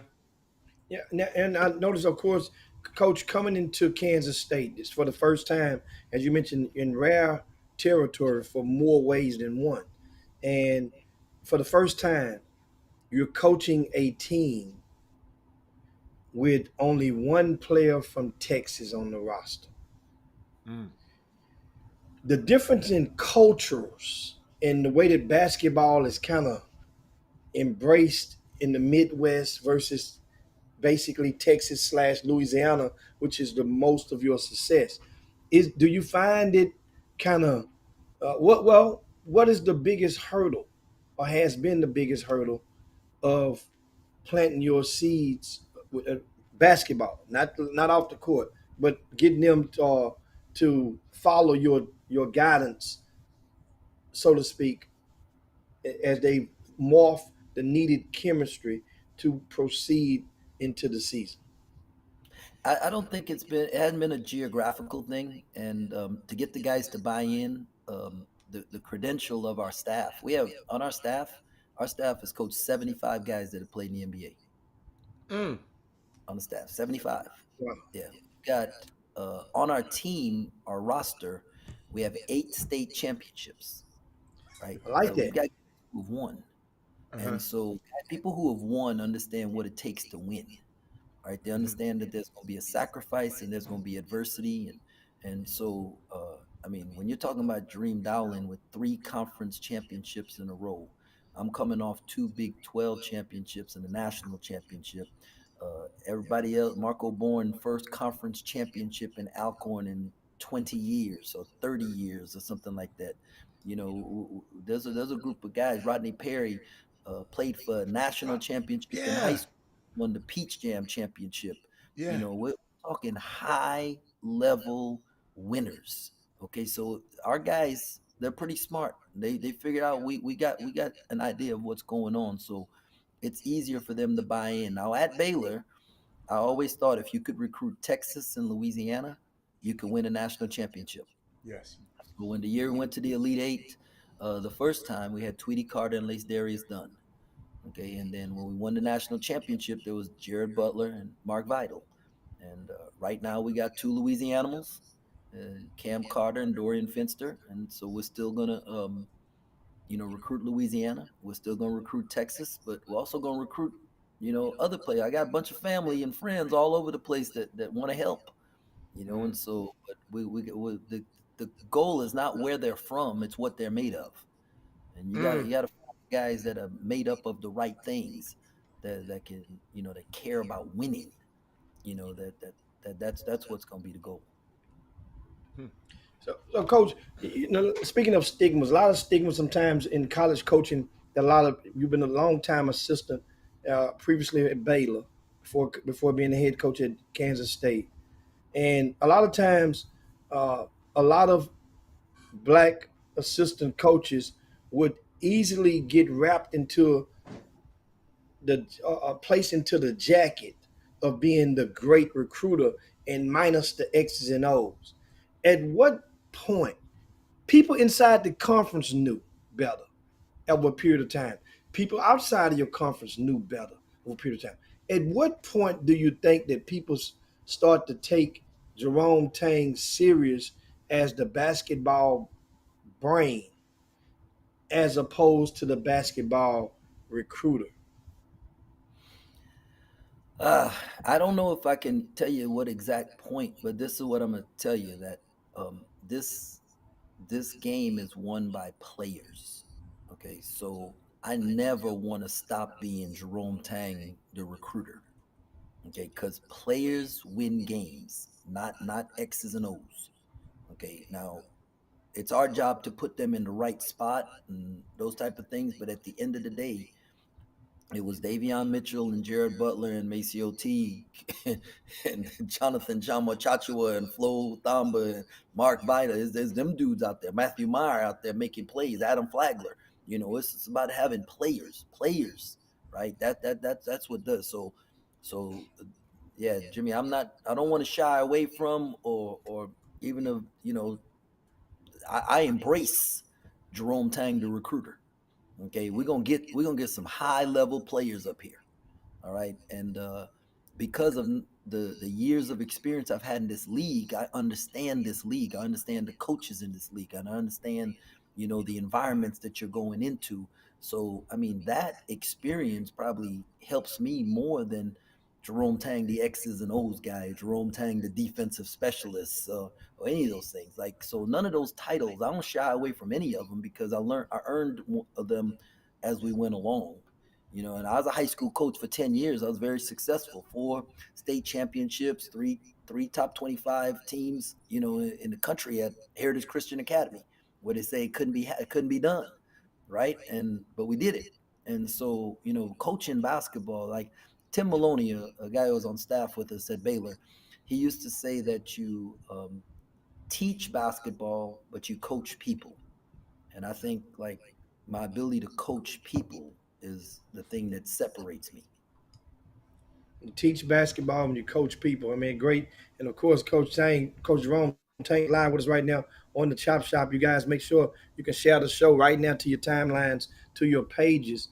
And Coach, now when you come into a gig or job, especially going into a new territory, one of the hardest things for a lot of coaches. We've seen them being they were based out of Houston, and we've seen coaches in previous years used to come into, let's say, for example, University of Houston, which also went to the Final Four the same year that Baylor won it all. You guys beat U of H, I think, in the semifinals of that particular year in Indianapolis. Well, one of the things that's very detrimental is establishing, cultivating, and establishing a relationship with those powers that be in the grassroots community, and of course, in addition to the high school community.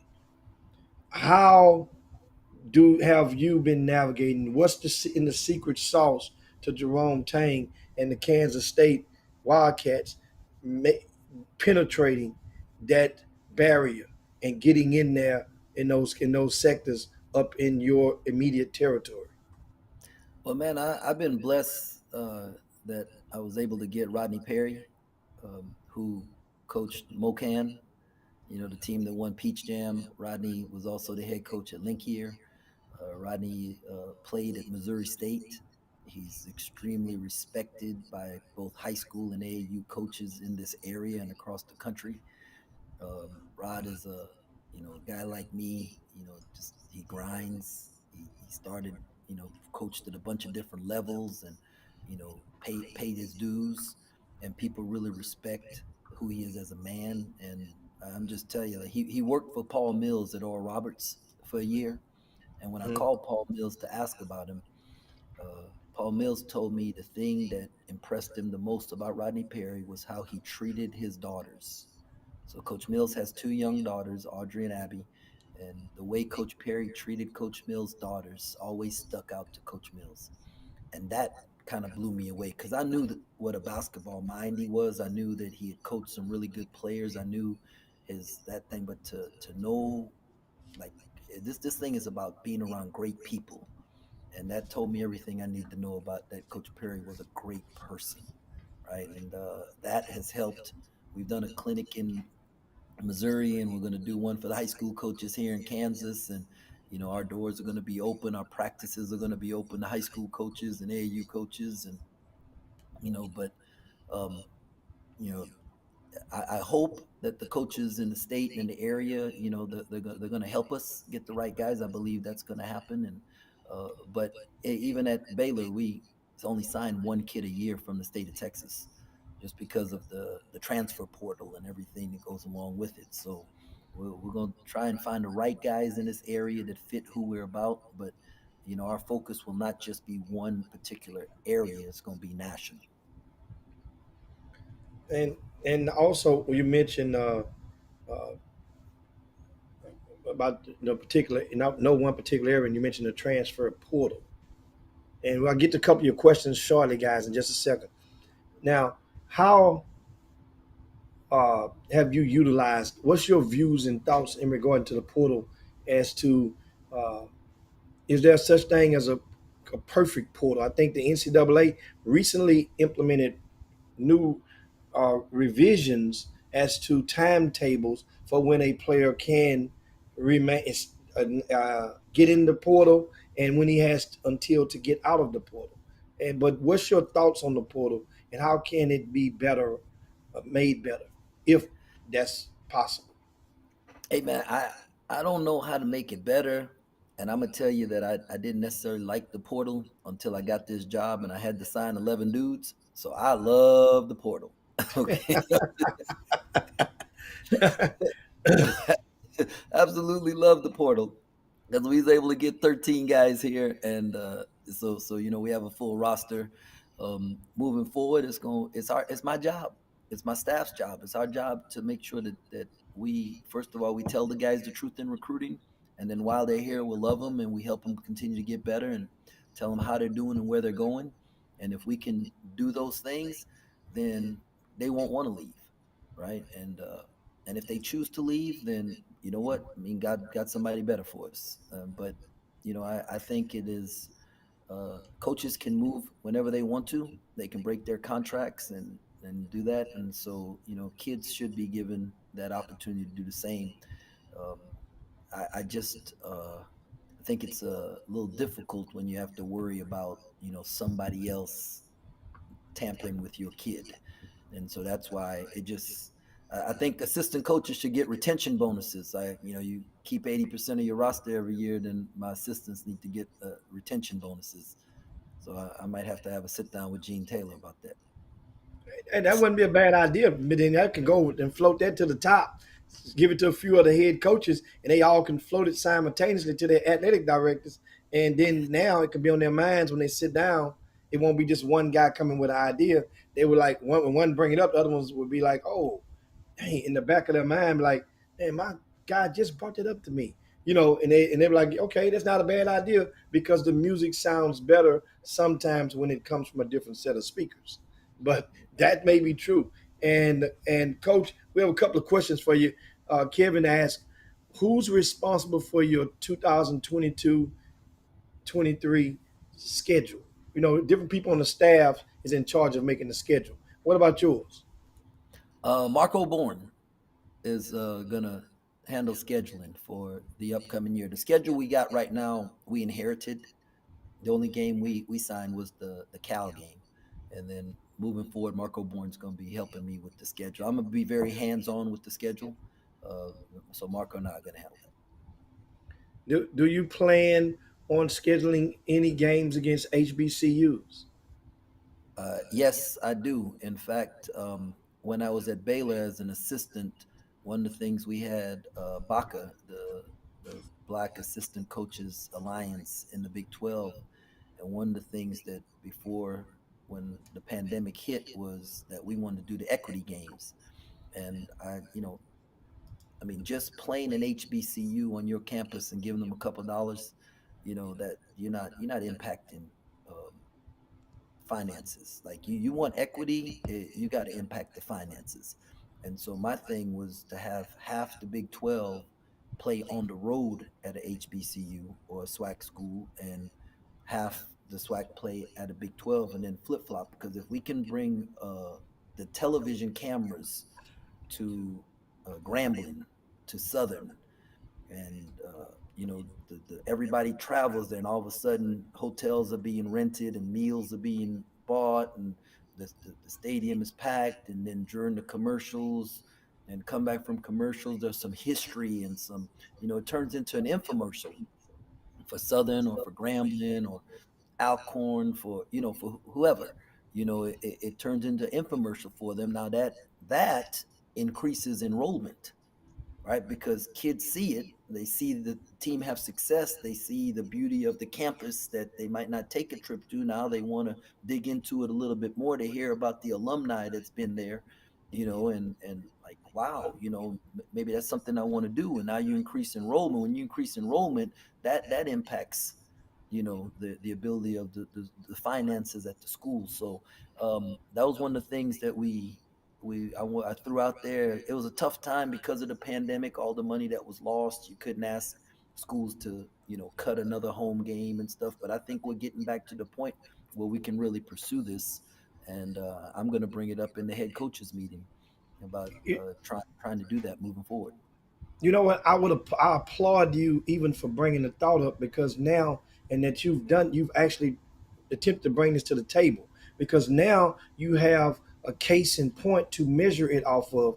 Because just a year ago, the Pac-12 and the SWAC announced a very similar deal to what you just described, which actually the first year it goes into play is 2022. In November, there's going to be 6 SWAC teams that will play home and home, once like you just described. Not just give me a check to come on, a money game to come on the road and possibly get my head beat in, so to speak, but also now you're coming into our gym, and your players are getting the a prompt HBCU experience. Also, our players and your fans get to witness one of those programs coming in there. And guess what? It's great because I know TSU is going to host Arizona State this year, right? And Prairie View is going to host Washington State this year. I think Grambling has Colorado. I think Southern goes to Arizona this year, and I think the other team is Alabama State and USC. Those and Florida A&M and Oregon is the last one. 6 and 6. So if the whole conference, how about you just mimic, maybe take a page out of them, just 6 teams. If they would do the same to maybe take the MEAC maybe and do it. Doesn't have to be the SWAC. And I think you're right. You're 100% right on point because that also helps, and it helps those guys. And because of course now we have Jerome Tang, head men's basketball coach, guys. That's who you're looking at right there is Jerome Tang. He's the head men's basketball coach of Kansas State, and he is. I mean, if you've never heard him talk, he will be in Houston on Wednesday at the Houston Area Basketball Coaches Association annual fall clinic. Now, that is for coaches only. High school coaches, if you're not a member of HAPCA, it costs less than $50 for an annual membership. And guess what? You get to eat twice a year. Hell, some of y'all, I done seen some of y'all go through the drive-through, and what y'all put in them bags, that's $50 right there. All them belt busters and whatever else you're getting. But you get your member, you get a chance to experience the exit and tap into the psyche and the mindset and hear Coach Tang speak candidly at that coaches clinic. That's going to be this Wednesday. And University of St. Thomas is the location in Houston, Texas. If you're a high school coach and you're watching right now, this is your time to mark off your calendar and get over to there. You can sign up right on the spot. You don't have to be a member before you arrive, but you got to be a member before you get in there and trying to get over and rub elbows with Coach Tang and eat all their barbecue up and suck all your fingers from all the barbecue juice. You're going to do that. So I want to get that in. That's going to be Wednesday, 5 p.m., University of St. Thomas. That's the Houston Area Basketball Coaches Association annual fall clinic. Coach, what all are you going to plan to give them when you're speaking to them during that? We're gonna do some player development. Guards, wings, forwards. We're gonna also do some team competitive drills that help build into how we want to play. For me, I heard a long time ago. At the end of the season, do you want another play or a better player? And I want a better player. So every day at practice, we're going to spend some time on player development, helping our guys get better. And we talk about being 1% better. We talk about going 1-0 in every aspect of the day. And so we're gonna show how we use the same old boring habits. Like people think there's like some sprinkle dust, pixie dust, or some magical formula. No, it's doing the same old boring things over and over and over. And repetition brings revelation. And um, you know, I think young kids and coaches have to understand that you can't get bored winning, and it's the same basic things that you have to do over and over and over. And guys who make a living doing this, they make the simple things look really, really easy, and that's because they repeated it so many times. And that's that. So we're going to talk about that and how to implement that. Coach, is this your first clinic as a head coach? No, I did the TABC down in San Antonio, and then we went out to Missouri and did the Missouri Coaches Association there, and Mhm. now I'm come back to my area, Okay. Houston, Texas. I'm a North Shore grad, Uh-huh. and so very proud of it. Sam Benitez, who's the head coach at North Shore, is you know gave me a phone call, asked me if I'd come, and obviously I got coached a young man named Jonathan Motley, who Yeah. was the Cardinal Power Forward of the Year Yeah. while he was at Baylor, and he's a North Shore grad. So I'm so proud of that. So proud of being from that city, and looking forward to coming back. We have a couple other questions from you, Coach, and one is Doug Jones say, "Tell Coach Tang I'm happy for him, and don't forget about the little people down in Port Arthur, Texas." That's from Doug Jones, and and also Mr. Barnes asked, "EMAW, EMAW, what does it mean?" Every man a Wildcat. And E- how did you come up with that? no, I didn't come up with it. They've said this for years. I Okay, just love it. It was like I just thought it was the coolest thing, Emar, and so we rolling with it. And that's this that Mr. Barnes is a young man who's going to be cheering against you when you play against Texas Tech because he's a Texas Tech grad. So that's all he doing is running. So he know all of y'all business down there because y'all done whooped up on Texas Tech a few times. So yeah, so that's what I'm just letting you know. Tell me, I can't wait to play y'all, coach. and Oh well, I'm looking forward to it too. But we got a big game this weekend. Our football team is playing Texas Yeah. Tech here at the house. Wow. Yeah, they're coming to Man Happiness, and I love my man Joey Man, McGuire. happiness. Okay. Joey McGuire's the head coach. We were together at Baylor, and he's the head coach at Texas Tech. They just whooped up on that team That a other little down team. Yeah. That other team. that team there, Yeah. Uh-huh. Burn Orange team, and Joey McGuire. But it's time to come to the Bill, baby. It's a little different in the Bill. The bill, why they call it what's the bill, coach? The Bill is our stadium. It's named after Bill Snyder. Oh yeah. Oh, he's a former coach. Oh yes, he's a legend. Yes. There's a Yes. highway named after him. Yes. Yes. Yes. Yeah, Yes. Yes. Yeah. we got the same birthday too. Had What? we got the same birthday. Oh, Bill Snyder was the main man. Ooh, I forgot about that. That was good. That's good. So here, but coach, guess what? I'm finna put something on the screen I want you to see. Somebody said, see you at Farrell, coach. Hold on. Hold on. Let me. Oh man, Miss Mika. Yeah, Miss Mika said she'll see you. Come on to the back to the house. We got something for you. who's going to get the scout, Coach, when you play Baylor? Um, I don't know. I don't know. That's a good one. I got to ask him. We're working through that right now. Ooh. I'd say give it to Uric, Coach. Give it to Yeah. Uric. I can see Uric, and I'll convince Coach Drew to give it to AB3, and that way hit me. That way now we can get on one that. Whoa. Wow. I don't know. I think Coach Marco might be interested in having it too. Okay. You're Okay. right. You're right. And now we have a couple other questions for you. Joe Lewis asked, "What was the most instrumental steps you took to gain the hearts of your players?" Hmm. Well, I think first of all, I was honest with him, and and very transparent. For example, when you say honest and transparent with them, give us an example. Well, I told them where they were at, and I found out their dreams, right? Like, okay, what is it that you want? And when they told me what is it that they wanted, if I felt it could be accomplished, I told them, okay, this is what has to be done in order for you to get there.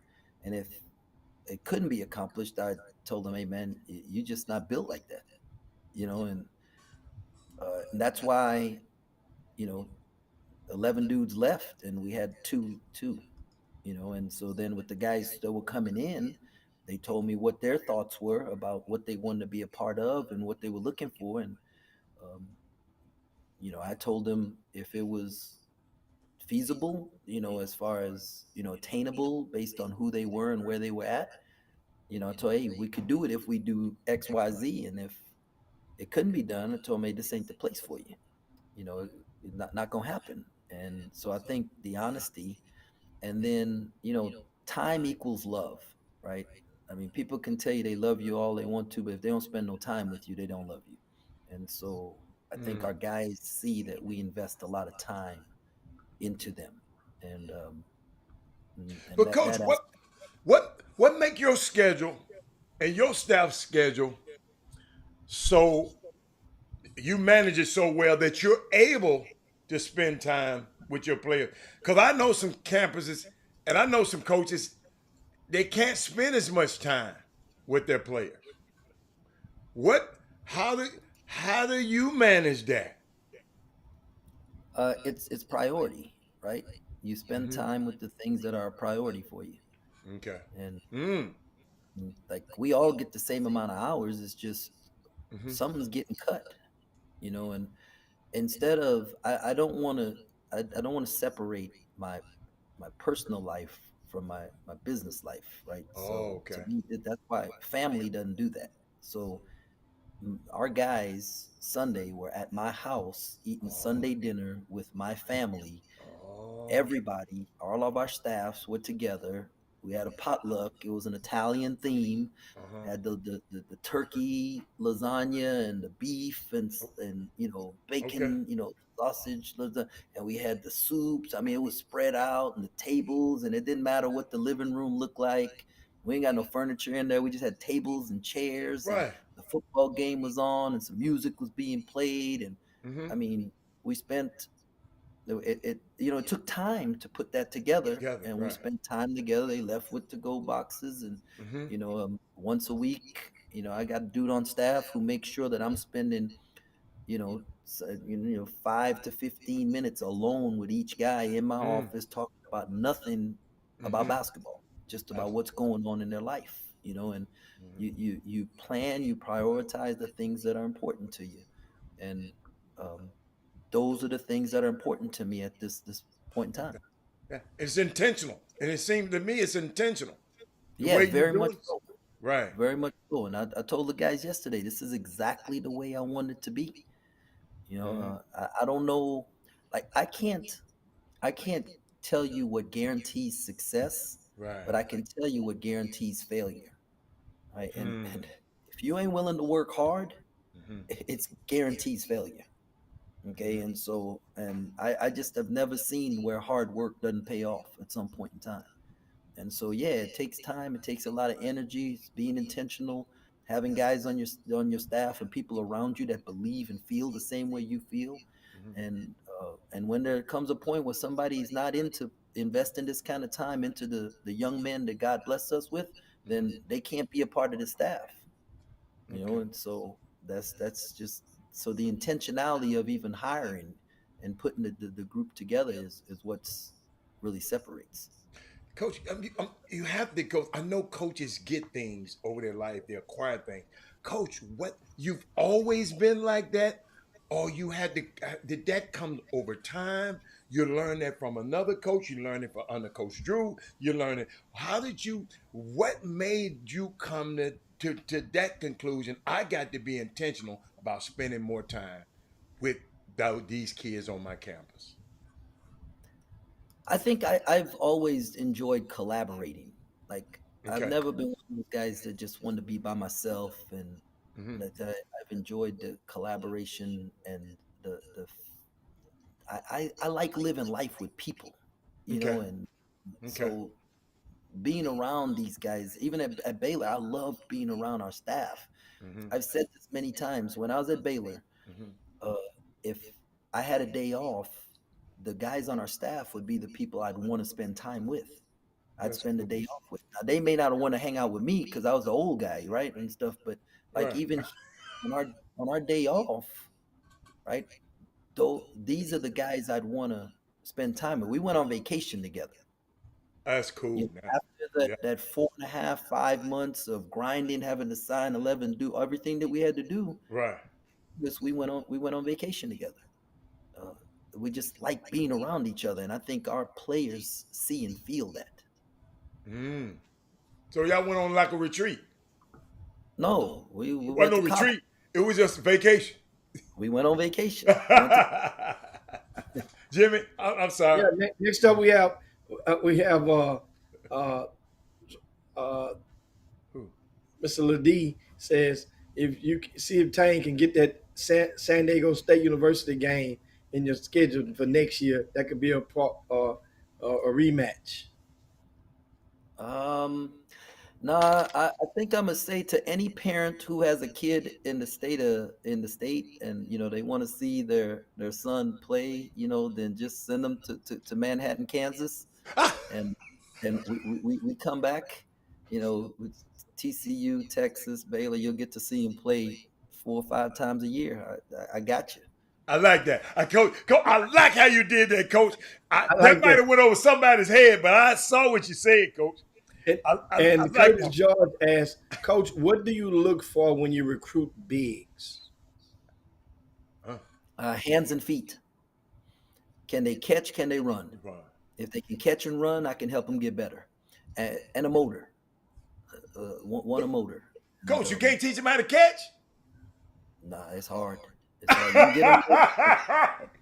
So describe an instance so that people are watching at the high school level and they may think, and if they may be watching a game and you're watching some of the young people and he may be 6'8" and just initially from afar, how how can you help that person to determine if that player they're watching has the tools that you just described?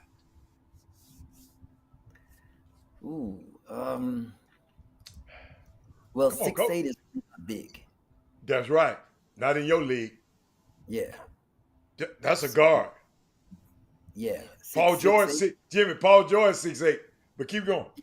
You gotta if you 6'8", you gotta be able to dribble, pass, and shoot. And now there's some kids who are 6'8", but they got to find a league where they're going to be a big in, Yeah. because that's just what God made them. Where they're at the time. And so I'm not telling any 6'8" kid out there, forget your high school coach and go play on the perimeter.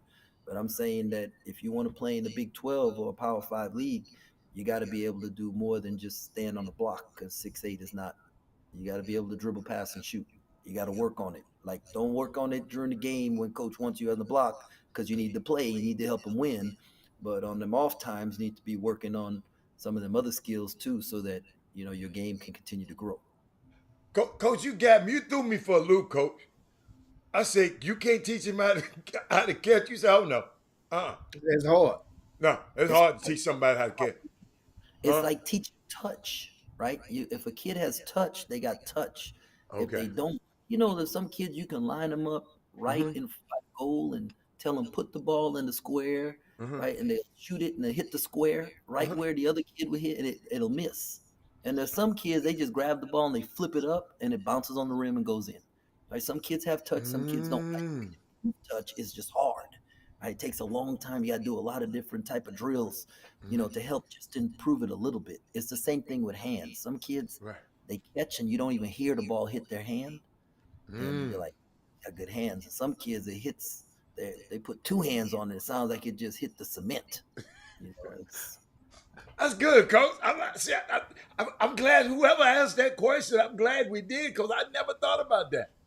Hey, y'all see what these high major coaches be looking for, mamas and daddies. But keep going. Jimmy, what else you got? You Yeah, got yeah, another Coach, one? you mentioned, we have a couple more questions. I think we talked some questions from the viewers. Uh-oh. Um, I see. and Thaddeus Moody said, Coach, what is the Kansas State men basketball team goals for year one and year two?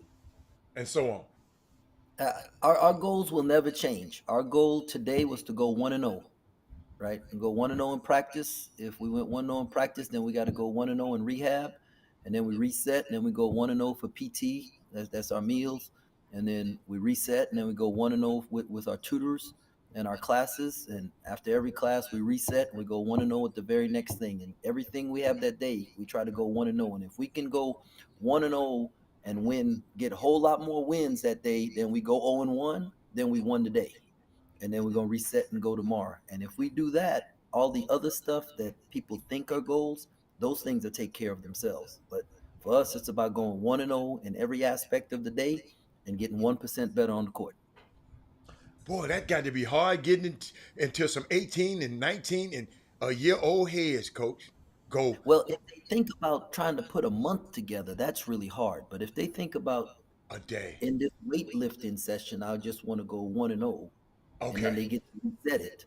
And let's say Okay. they don't go 1-0 in the weightlifting session because they didn't do what they're supposed to. Well, then they get to reset and start over with the next thing. Oh, I Let's see got you. I with the got you. next. Our definition of toughness, Mm-hmm. because I want tough kids, right? Mm-hmm. But my definition of toughness is the ability to do the next right thing. So even if you did the wrong thing right now, tough Mm-hmm. people turn around and do the next right thing. Coach, were And you if a you did, tough player? Were you a tough player? Were you tough when you played? I had to be, otherwise I couldn't play. Like I Oh. had to dive for loose balls. I had to take charges. Mm-hmm. Yeah, yeah. I ain't learned to shoot and dribble. Well, I could dribble, but I didn't learn to shoot till later on in life, and Uh-huh. then I found out how much fun that was. What? Coach, you mentioned something a while ago about getting 5 minutes or so to 15 minutes once each week with your players to talk about non-basketball related matters. Mhm. Um, how how big or how deep or how serious is this mental health component in college basketball for these young men in today's sport? Man, it's huge. It's always been huge. It's great that we are now shedding light on it and offering some, you know, different opportunities for guys to have some kind of a release. Um, back in the day, we was just told to suck it up, Chalk it up. Yeah. suck it up. If you get hurt on your arm, they'll say rub some dirt on it, right? If your feelings get hurt, men don't cry. You know, Mm. I mean, they just. But this thing is it's real, man. These dudes are dealing with a lot, and when you add in that they get instant um, what is it? They get instant feedback, right? Instant feedback from people all over the country. They miss a shot at the end of a game or have a turnover or whatever. They're instantly getting you suck. You're terrible. Da, da, da. I mean, and it's all on their timelines, right? If they uh, make the game-winning shot, they're a hero. It's all over their timelines, and just those emotions that are going up and down all over the place. It's 18. I'm thankful there wasn't a phone and a camera and Twitter when I was 18 to 22 years old, Mm. because I probably wouldn't be the head coach here right now. You know, Coach, I'm so glad you said that. to really find out what's going on in these guys' lives and how we can help them and give them the opportunity to express themselves and share. And I find out so much about our guys, about their families, about what's going on in their life, what's important to them, their goals, their dreams away from basketball. And Mm-hmm. because I want to be someone who can. I heard Coach Mills say this one time that Mm-hmm. the definition of a coach is a vehicle that takes people from one place to the next, right? And that's what we are as coaches. We're trying to help them get from where they're at to where they want to go, but in all aspects of life, not just on the basketball court. And so it's real important to me that our guys know that I care about that, and I want to invest time in that. Coach, it hit me like a brick this summer, Coach. I'm out at the summer league, a young kid that I've been knowing and mentoring for a little while, not that long. But walking out the hotel, first time I seen his mom on this trip, and she just came and just started hugging me, right? So my partner kept looking, cause she hugged me for a long time. Cause he was looking like, what? And she was crying, just telling me thank you, thank you, thank you, thank you, thank you. All she was telling me, he said, what? She said, thank you for being there for my son. These the words that got me. He was in a very dark place. This kid was in the NBA, but he was looking at this, everything that was written about him, because he got hurt. He wasn't playing. He wasn't this. He wasn't this. But she said he was in a very dark place, and I helped him out of it. I'll never forget it, Coach. And I mean, I'm just, Coach, you know how we just do and we talk and we do and we just help people. But I didn't realize that I was talking to that kid because he didn't seem like he was in a dark place. That was the scary part was, Coach. He didn't seem dark when I was talking to him. But it was sometimes he say he was just crying and just, I might end this thing. So when you were just talking, I just thought about him and it came to me. And that hug. I mean, you can comment on it. I mean, you just took me to a place. She said he was in a very dark place. And the thing is, and you never know, because Yes. they know how to put on a front. They can take a Instagram picture and they can make it look like whatever, but you never know what they're dealing with on the inside. And if you don't take the time to ask them, and I learned this, that you ask someone, how you doing, Mm-hmm. and they're gonna say fine, and Mm-hmm. they ask them again, really, Mm-hmm. no, really, how you doing, Mm-hmm. and then they're gonna like give you a little bit, right, but then you got to ask them that third time. No, man, no, really, how are you doing? And I remember doing that with a young man, and I won't say his name, but I Yeah. remember went to Yeah. a restaurant, and when Uh-huh. I asked that third time, because I knew I knew there was something, right? Had to be with everything that was going on, and he just started crying there in the restaurant. Mm-hmm. Expressed to me what was going on with him, and he didn't understand and things. But I mean, like I said, just we have to be intentional about our conversations Mm-hmm. and be to like peel back some of the layers, in order to get to that. Because I mean, these young men, they want someone to really do that for them. They just don't know how to do it and how to express it. And having been through some things, all of us in our lives, we have to be willing to do that with these guys. What? You just gave Yeah, me a but little therapy. Keep going. yeah, yeah. Coach. Mental health, boy, definitely is something. I mean, I shift gears and get you on a happier note.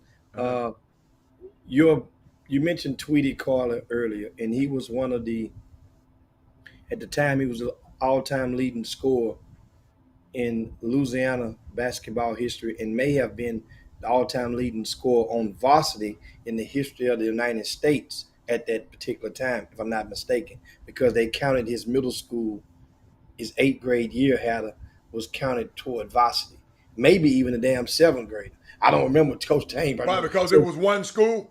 The school he went to, they played in the same. I mean, why did they? Why Well, did he they played count? he played varsity as a seventh grader. Oh, I got you. He Okay. played a few games his seventh grade year. They moved him up because in Louisiana, when at a small school you can move some junior high guys up, and then eighth grade played varsity. No, he's Tweety, special kid. what's your favorite Tweety Carter story? Uh oh. Oh, Wow. oh, you're funniest. Since you're laughing, you're funny. You're funniest. Oh man. Well, AJ Walton was a kid from Arkansas, Little Rock, Arkansas. Yeah. Mm-hmm. I think North Little Rock Hall High School, and he came. He won a state championship, and he came down. He had committed to us, signed with us, or whatever. He came down for a visit, or whatever, and he was talking about his one state championship, and how he was going to be one and done. Right, he's going to be one and done, and this that Tweety's coming back as a senior point guard, And AJ's talking about how he's gonna be one and done and got his state championship. And Tweety took him in the gym. They played 1-on-1. Now, I didn't see it, okay, but Tall Good. T was in there, Terrence Thomas. And they said what Tweety did to this poor boy in 1-on-1 that just destroyed him and talked noise the whole time and told him, I got 5 state championships. You got one. And I mean, it put AJ in a place where AJ was able to, it humbled him so that he could then turn on be a really Good play. he was really good as a freshman for Yeah. us, you Mhm. know. And but yeah, man, Tweety Carter, boy, he's a truth teller. That's what I love about Tweety, man. He's not afraid to tell people exactly what they need to hear, and he has the ability to tell it to you with a smile on his face. And Mm. yeah, a super competitor, man, super competitor. Just absolutely love that young fella. Boy, I love people like that, man. Oh my God. He hate to lose in marbles. He hate to lose in Yes. anything. Jacks, no matter. So, Coach, one time, of course, Chris Walker, he penned the phrase that when it comes to red shirts, he says, Chris Walker says, if we red as a career college coach for over 2 decades, Chris Walker was, and now he's with CBS Sports and the founder of the Chop Shop. He says, when he was coaching, if we red shirt you, generally that means we want you. we like, Yeah. yeah. You mentioned the transfer portal. You had to get 11 players this year Mhm. by way of the portal. Is high school recruiting through 5 star? I mean, Power Five basketball programs as yourself. Is that going? Is that over? Pretty much for the most part. Of course, they're going to recruit you. You're going to recruit high school players. You're going to mess with them, but the need and the desire to sign them in abundance, is that a thing of yesteryear? I think in abundance it is. I Mhm. think that's the case. Like I think coaches are going to be a little bit more strategic and sign less guys out of high school. Mhm. Like I could sign 5 top 100 players this year at K State. It Mhm. could be the best high school class ever signed at K State. We're only going to sign 3. Okay, and then we're gonna go into the portal and get the other guys to balance the roster because you can't keep 5 guys happy, and if they're not happy, you can't keep them happy and win. Like they might be happy, but I wouldn't be. And Mhm. so, I gotta get dudes, older guys in here to mesh with the younger guys to help teach them and bring them along, and just all those things. And so, um, that's why for young guys out there, I mean, if you're in the class of 24, Okay. right? Like I think some 23 people have already learned this lesson, Mhm. but if you're in a class of like if you're in class of 23 right now Mhm. and you have a scholarship offer from someone, Mhm. you better take it. Like if you visited the school, you like it, or don't be trying to take a whole bunch of visits and think people are going to wait. They're not going to, because we're going to get to a number of scholarships and we're going to stop recruiting you. Okay, that's what's going to happen. If you're in 24 and you got an idea where you want to go figure it out and make a decision early. Because if you wait, right, somebody's going to take that scholarship, and that coach is going to say, I got enough high school guys, I'm going to wait for the portal. And that's just the reality of the business right now that, um, some kids are going to, some coaches are not going to recruit or sign as many guys as they have scholarships for because they want to wait till later on and get an older guy out the portal. And coach, What? oh, come on, go, Well, Jim. No, you go. Coach, you just mentioned this about if you said if you're 2024 or 2023, especially if you have an offer out there from a school and you visited the campus and that's your only offer, then go with it. What can you give a parent out there who's watching to help them understand uh, that offer, how to tell if that offer is real? It's kind of like giving a piece of the game up. Like let's try to Robin Hood this thing a little bit. Yeah, if I mean, offers have expiration dates, just like uh, like they're not canned goods. They don't last forever, right? And so consider yourself a piece of fruit, right? If they offer you, that means you ripe, right? If you don't let them pick you, they go. It's gonna go. So if they're pursuing you, they want to bring you on campus. Coaches, like for us, we don't. I mean, I don't think there's any coach out there. If they're telling you take your time, hey man, check and see what you got going on, then they don't really want you, right? Mm. If they're pushing for you to make a decision, then they really want you. And sometimes it feels like pressure, but people don't pressure people they don't want. They only pressure those they want. That was the greatest. In fact, I've never heard a coach say it like that on the show. Not Which like which that. part of it? Which part It's of it? what he just said. He said, parent, look, it might seem like pressure because some of them preparing somebody. Man, he's just calling. He pressuring you because he wants you. If he's not pressuring your behind, mamas and daddies, if they ain't pressure, I told you I did. Jimmy, I remember Jimmy gave me this. Jimmy told me this long time ago. Somebody keep playing around saying they offer you this route. He said commit right away. You will see how serious they buddy is. Talking about the parent and the kid. Commit right away. If Tang come down here and tell me, I want you, Robert. I want you, Robert. I said, you do, coach? Coach, I'm ready right now. And if you get the bag and I'm talking about, Yeah, see, I want my boss to let you get on campus first. I want my boss to see you. We want you to meet our academic advisor first because that way they got the best so and so school, and you might want to see them. Want your parents, so they all buying time. I'm back. I'm asking, let me get another son around here, and you come down here. So this is we get ready to land the plane shortly, but this is very very important because now we're at the phase where you're helping to educate the the community out there. A lot of people really don't get it.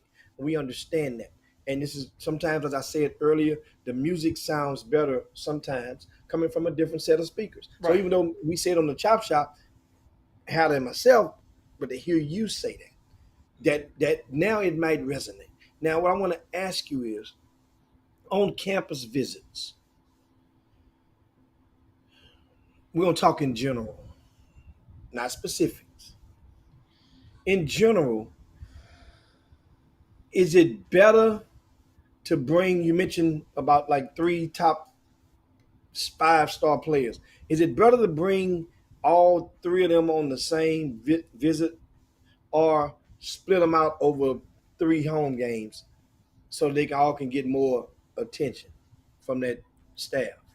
I think that all depends on the staff. Like Mm. we're here, so it was like we wouldn't bring 3 people in at one time because we don't have a system in place yet. Like it doesn't run itself. Our last couple of years at Baylor, it ran itself. Like everybody knew their role, they knew their job, we knew how to balance it, how to make sure coach spent enough time with everyone and stuff. I don't know we could pull that off. We would bring in 2 people. That's probably the most we bring in at one time. And just because they bring somebody else in with you doesn't mean that you're not a priority. It's Hmm. it's just probably when it worked to get people in. The fact that somebody's offering you an official visit means that they are serious about you, right? But coach, if I'm on an official visit with Donald Hall, and both of us pretty good, Mhm. okay? You good, I'm good, right? I mean, we both bad dudes. But if you not with one of us, you with the other one. Mhm. What? And I know parents, some parents be going. I mean, well, he wasn't here. He wasn't here to greet me. Coach, no, he was there greeting that guy. How do y'all get around that, coach? Hopefully, you'll let them arrive at different times, and so so I could be there for both arrivals. I Guys like been that. in it for a while; they understand that. But I mean, if you play the same position as the person that the other guy who's on the visit, that might be a red flag. Might not. Maybe they're telling you they're going to sign two guys at that position. You know, um, I think you have to feel all that out. But the fact that you are on the visit, they are spending. We have a limited number of visits, right? So nobody's wasting a visit, right? And nobody's intentionally trying to offend you. Now, Hatter, if you're at University X and you Mm-hmm. bring Jimmy in with somebody else, Mm-hmm. right? And then Jimmy comes and visits me. Mm-hmm. Now, somebody on our staff might mention that, hey, you see, we only brought you in by yourself. Somebody else brought you in with someone else. There are some schools that do that, right? We have so much to talk about our own program that we don't Right. have time to talk Time to about talk about anything. nobody. Right. Okay, and so that's we try to stay away from that. But people use all kind of stuff. I think sometimes parents get caught up in the wrong things. They need to get caught up in the fit and the people. Okay, don't get caught up in the uniforms and the gear and the the nightlife or this and that. Yeah, get the fit and the people. Because when you leave your child, you're not leaving them to buildings, you're not leaving them to marketing, you're not leaving them to NIL, you're not leaving them to, you're leaving them to people. And you want people around your child that when things get tough or things go, that they're going to be there for them. Right. And like you said, just like that NBA dude was having dark times, right? It didn't matter how much money he had in the bank and that he was playing in the NBA, he was going through dark times. It Mm-hmm. don't matter how much NIL money they got Mm-hmm. and how much all these other stuff. When they in dark times, you need people there for them. So you better make sure that you dropping your child off to men that you trust, that you know are going to be there for them. Hey man, hey, Coach Tang, as always, great nuggets, man, and he's going to be in Houston at the Houston Area Basketball Coaches Association annual fall clinic this Wednesday, 5 p.m. However, you must be a member. You must are willing to become a member on site to attend and hear Coach Tang speak. You guys, Jimmy, do you have to be a high school coach? yeah, Coaches Association, You yeah. got to be a high school coach to be a part of the coach. So this, I just have to be a Houston area basketball coach. So you could be a junior high Yeah, coach. yeah. You can be a oh, middle school coach as well. Yeah. okay, You can be a middle. Yeah, okay. Yeah. Can't yeah. not, But not no I remember AAU back. coach, no summer coach. No. You got to be employee of one of the school districts, or because for a while now they used to didn't even Okay. take private schools. I think they've laxed it and they take some private schools now, if I'm not mistaken. But yes, middle school coaches are permitted as well, and you never know who you can meet in the room. I will always use the term, guys, if you're watching, be, placing yourself in the room. And it's funny as heck about placing, and it brings a thought into my mindset. How about this? I remember at the Final Four one year, Coach Tang. I don't know what city we were in, and we're getting ready to go and fellowship a little bit and eat a snack between whatever.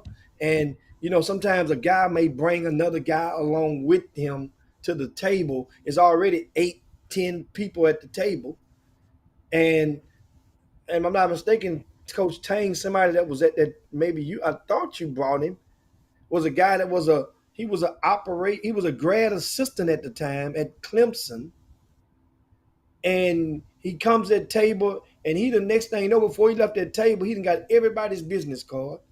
He done text everybody back, and within 2 hours, great to meet you after we left the event. This guy ended up becoming a head coach at 3 different universities, I think, in a matter of a couple of years. And that was Will Wade. You remember that time? Yeah, Matt Driscoll and I, Will Wade used to be a grad assistant for Coach Driscoll at Clemson, and that's how I met him.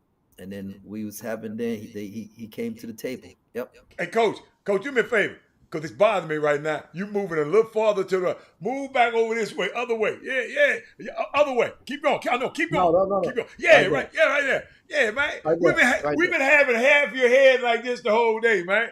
Oh man, my bad. No, that's why I kept making us big. You notice I brought it up because I wanted to see your whole face. But I should have told you a long time ago. I have this other, like, there's another screen here that I can see that I'm in the middle of it, but on the other one, I Don't worry. see I know what you was doing. Don't look at that screen. This the main feed right here. My all bad. right. You know what happened? We next time we go. Show elevate. I Hey, just See, you you see done the we can created, see it. Elevate. What is it? you done Elevate. created Frankenstein. You done elevate. created Frankenstein now. That's what you done did. I, You done created Frankenstein. no, I got. Oh, the coach. No. Oh, I got one better for coach. Watch this, Jimmy. No, Yeah, make it nah. wide. Watch this. You on there by yourself. The elevate. Yeah. Hey, that's how Say, we do Coach, you, I coach. remember you're responsible indirectly or directly for the NCAA revising a rule or two. And I remember one was standing on the baseline. You guys were prominent, would stand on the baseline and you would wear certain shirts, and the NCAA kind of revised or how you guys could position yourselves in gymnasiums. Another thing I remember, I think you were indirectly or directly, was that there was one youth basketball event, at least one that I know of, I personally saw, whereas you thought outside the box and gave the referees all your school shirts to wear during the live event. So the kids couldn't help but see you. The referees doing all your work, 3 on every court, and they're wearing your shirts as referee When shirts. do they wear them? After they get through? They couldn't Or wear them. when they would walk in the gym to referee, they'd have the Baylor shirt on. So all the kids thought Baylor was there to see them. No, I'm gonna make you laugh because I think me and you talked about this. Y'all's numbers and letters used to be bigger than everybody. Yeah. Yeah. Them and Josh Pastner started that first, I think. I said, when I And the walk in the big gym, one I letter. know it Baylor in What the did gym. the NCAA tell y'all something about doing that? About didn't they make Josh you? Pastner and I coached the Houston Hoops 8th grade team together. And then we coached the older hoops together a little bit too. And we would always say it's crazy for a college coach to come in with the little bitty logo on the shirt because from the bench we couldn't see who they were. So we always said whenever we became college coaches, we'd wear the biggest letters so the kids could see it. It just made sense. And we talked about that when we was coaching the 8th grade hoops. So for Jimmy's question, did the NCAA tell y'all got did the new rule was it because of y'all? They put the coaches section in for us to sit in because we would stand on the wall. Now just think about this, right? They was upset because we were standing on the wall watching kids play. We Yeah, got folks out here yeah. doing all I'm kind of kind of crazy stuff. craziness, Right, right? right. And they not doing nothing about that, but they created a coaches section for us. They would make a big deal because our letters were too big. The letters on our shirt were too big. They was mad about the letters on our shirt. Right. But jokers out here doing all Yeah, kind of foolishness, yeah, right? yeah. And they ain't doing nothing to them. Nothing. Never made any sense to me. Wow. Wow. True story, guys. You get it on the chop shop, and Wow. that's what I'm trying to tell you. You never know. People be surprised the stories that linger out there. And Coach Tang, man, we definitely Thank you, appreciate you for chopping it up with us on the chop shop. Hey, man, great combo as always. And how can they follow you on social media or the program? How can they follow you? Throughout the course of the season. Hey, well, at Coach J Tang, at Coach J Tang on both Twitter and Instagram, and then at K State men's basketball MBB. They can follow what's going on in the program, and I don't know I mean your audience. Y'all have such a wide range of audience, but Right. I mean there's some young dude out there who has a dream of um, being a college coach or running their own program, whether it's high school, whatever it is, man. And I just want you to know it can happen, man. I was, Mm, I was, mm, I got cut from my high school team, and mhm. you know, but here, with God, man, with God. So Wow. Whatever it is your dream is out there, man, if you're willing to work, have faith, surround yourself with good people, it can happen. And I'm so blessed to be where I'm at right now, and thankful to Gene Taylor and President Linton for giving me this opportunity to be the head coach, be the first black head coach in Kansas State history. Wow. That's Black history, baby, on the chop shop. Hey, my children's children will be able to say that, right? Mm-hmm. Legacy, and my goal is that I'm not the last one. Mm. That's my goal. And so thank you guys, man. It's an honor to be on here with y'all. I love and appreciate both of y'all. Y'all have been a part of my journey every step of the way, man. And I wouldn't be here without you guys. And I know that. I want you to know that. And I greatly, greatly appreciate it. Wow. And definitely want to give a shout out, of course, to Coach Dowling, Coach, of course, Uric Malagy, uh, and definitely Coach Bourne. I've been knowing him for a while, and Rodney Perry as well. I like Rodney Perry. To the Nike family, and shout out to all those guys and for their involvement, because you had to hand pluck this all-star cast of coaches. And And Coach Jimmy, can I have a shout out to the people, to your two assistants who helped get the show while you was over there eating? Tell them I said thank you. I appreciate them. To Bailey and Bailey, Bailey. Bailey and K-Dub, what's up? From the Chop Shop. Anthony Winchester. and Hey, then, dude. and then Okay. on top of that, you have another OG from out of the Nike family that was also with USA Basketball for a time, and that's Kevin Sutton. You have Yes. over there with Kevin Sutton over there. Yes. yeah, Wow. and They have. I'm telling you, y'all should put a picture up of the staff. I'm just telling you, it's guess all. what? It's I black. got it. It's gonna be my background tomorrow. Yeah, it's history because it's the first staff in the history of the Big 12 for men's basketball to be all black. No. African American, if you want to call it so speak, but all black primary staff for men's basketball, for any basketball that is, men or women in the history of the Big 12. Wow. That means understand something. That lets you know he had full reins on determining his staff, because sometimes a lot of athletic directors will let you know, we got the job, but you got to take him. We got to take him. That'll basically be a mold in your program to let them know whenever you're doing it, they don't like if you're not doing it the way you're winning the way that they want. He got to pick his own, and he walked up in there so you understand what he's going up against. And Coach, I'm cheering for you every game except two. If you're playing Memphis, I can't. You already you knocked me on the head with that one player I like. I ain't gonna tell people who it is. But guess what, Coach? And when you're playing against Baylor, so them two, anybody else, Coach, I'm there with you, baby. Get what? I'm going for him every game. Unless he go and give TSU a home and home. Oh no, but you ain't got to worry about that one. You ain't got to worry about that. He ain't oh no, we gonna get Jimmy, that if we done. play TSU, I don't know if my wife gonna be cheering for me. Oh wow. Okay, we gonna leave that alone. Say, but that'll be a good one, though. Oh my goodness. Shout out to definitely, man. Shout out to Miss Tang, and of course you mentioned the youngins. You know, Island and Seven, man, college students now, boy, my man, time flies. And definitely, man, yay, we appreciate you again, Coach Tang, man.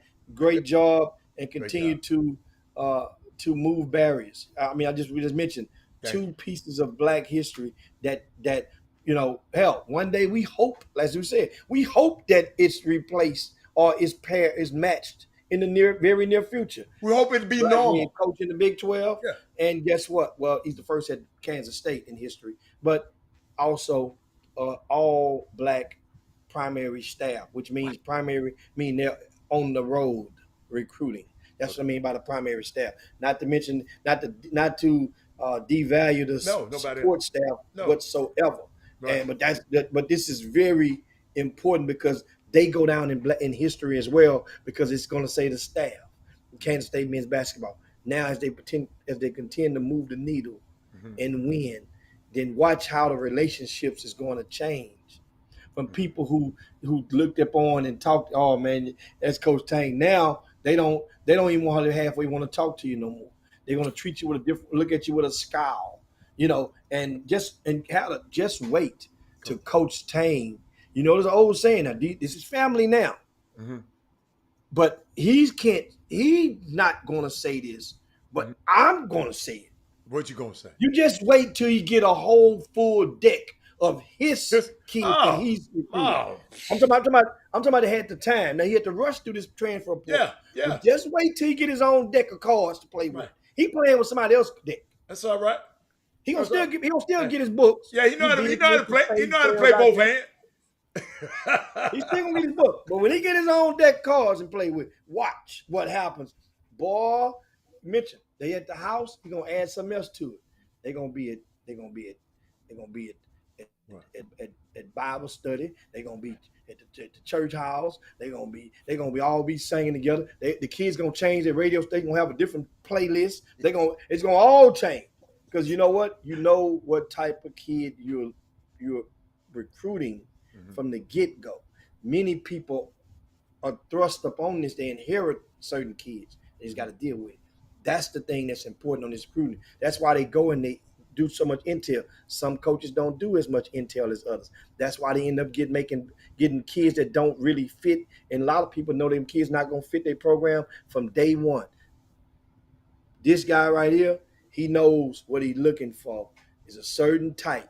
And guess what? All type of athletes, no matter how high, how tall they are, how fast they are, how athletic they are, if they meet that type, what he looking for, he got a chance to get them. They better be able to catch. They better be able to catch and run though. That's for sure, man. They can read the Bible, but they better be able to catch and run. Last word, Coach Tang. Last word before we get up out of here. Go Cats. Emo. I like that. Go Cats. We out, Jimmy. Every man a Wildcat. Peace, man. Time to slide down. Dino's back. Yabba dabba do this thing on this Monday. Get ready. Chris Walker. It's the showdown, the tiebreaker tonight for our Monday Night Football picks. I'm standing in the standings, in the count this week. Chris Walker got 9 right. I got 8 right. And we're battling on Monday Night Football, which counts for 2 points. He has the Cowboys. I have the Giants, whose Rodney Hampton, Cashmere alumnus, is being inducted into the Ring of Honor tonight during Monday Night Football. And guess what? They win this game, and I will have duplicated as defending weekly champ of the picks. Yeah, that's all right. Guess what? A broke clock right twice a day, so it's okay. I'm going to get him next week, Tang. But I'll see y'all later. Go back to work, Coach. We'll see you later, baby. On your way out the door. All right. I hit that. Jim Hicks. Rob Hatter. You are now tuned in to the Chop Shop. I'm Retro. Let's get it. We in the Chop Shop. We live in the Chop Shop. We talking sports talk. We live in the Chop Shop. We in the Chop Shop. I'm talking sports talk. So turn your dials up. It's live in the Chop Shop.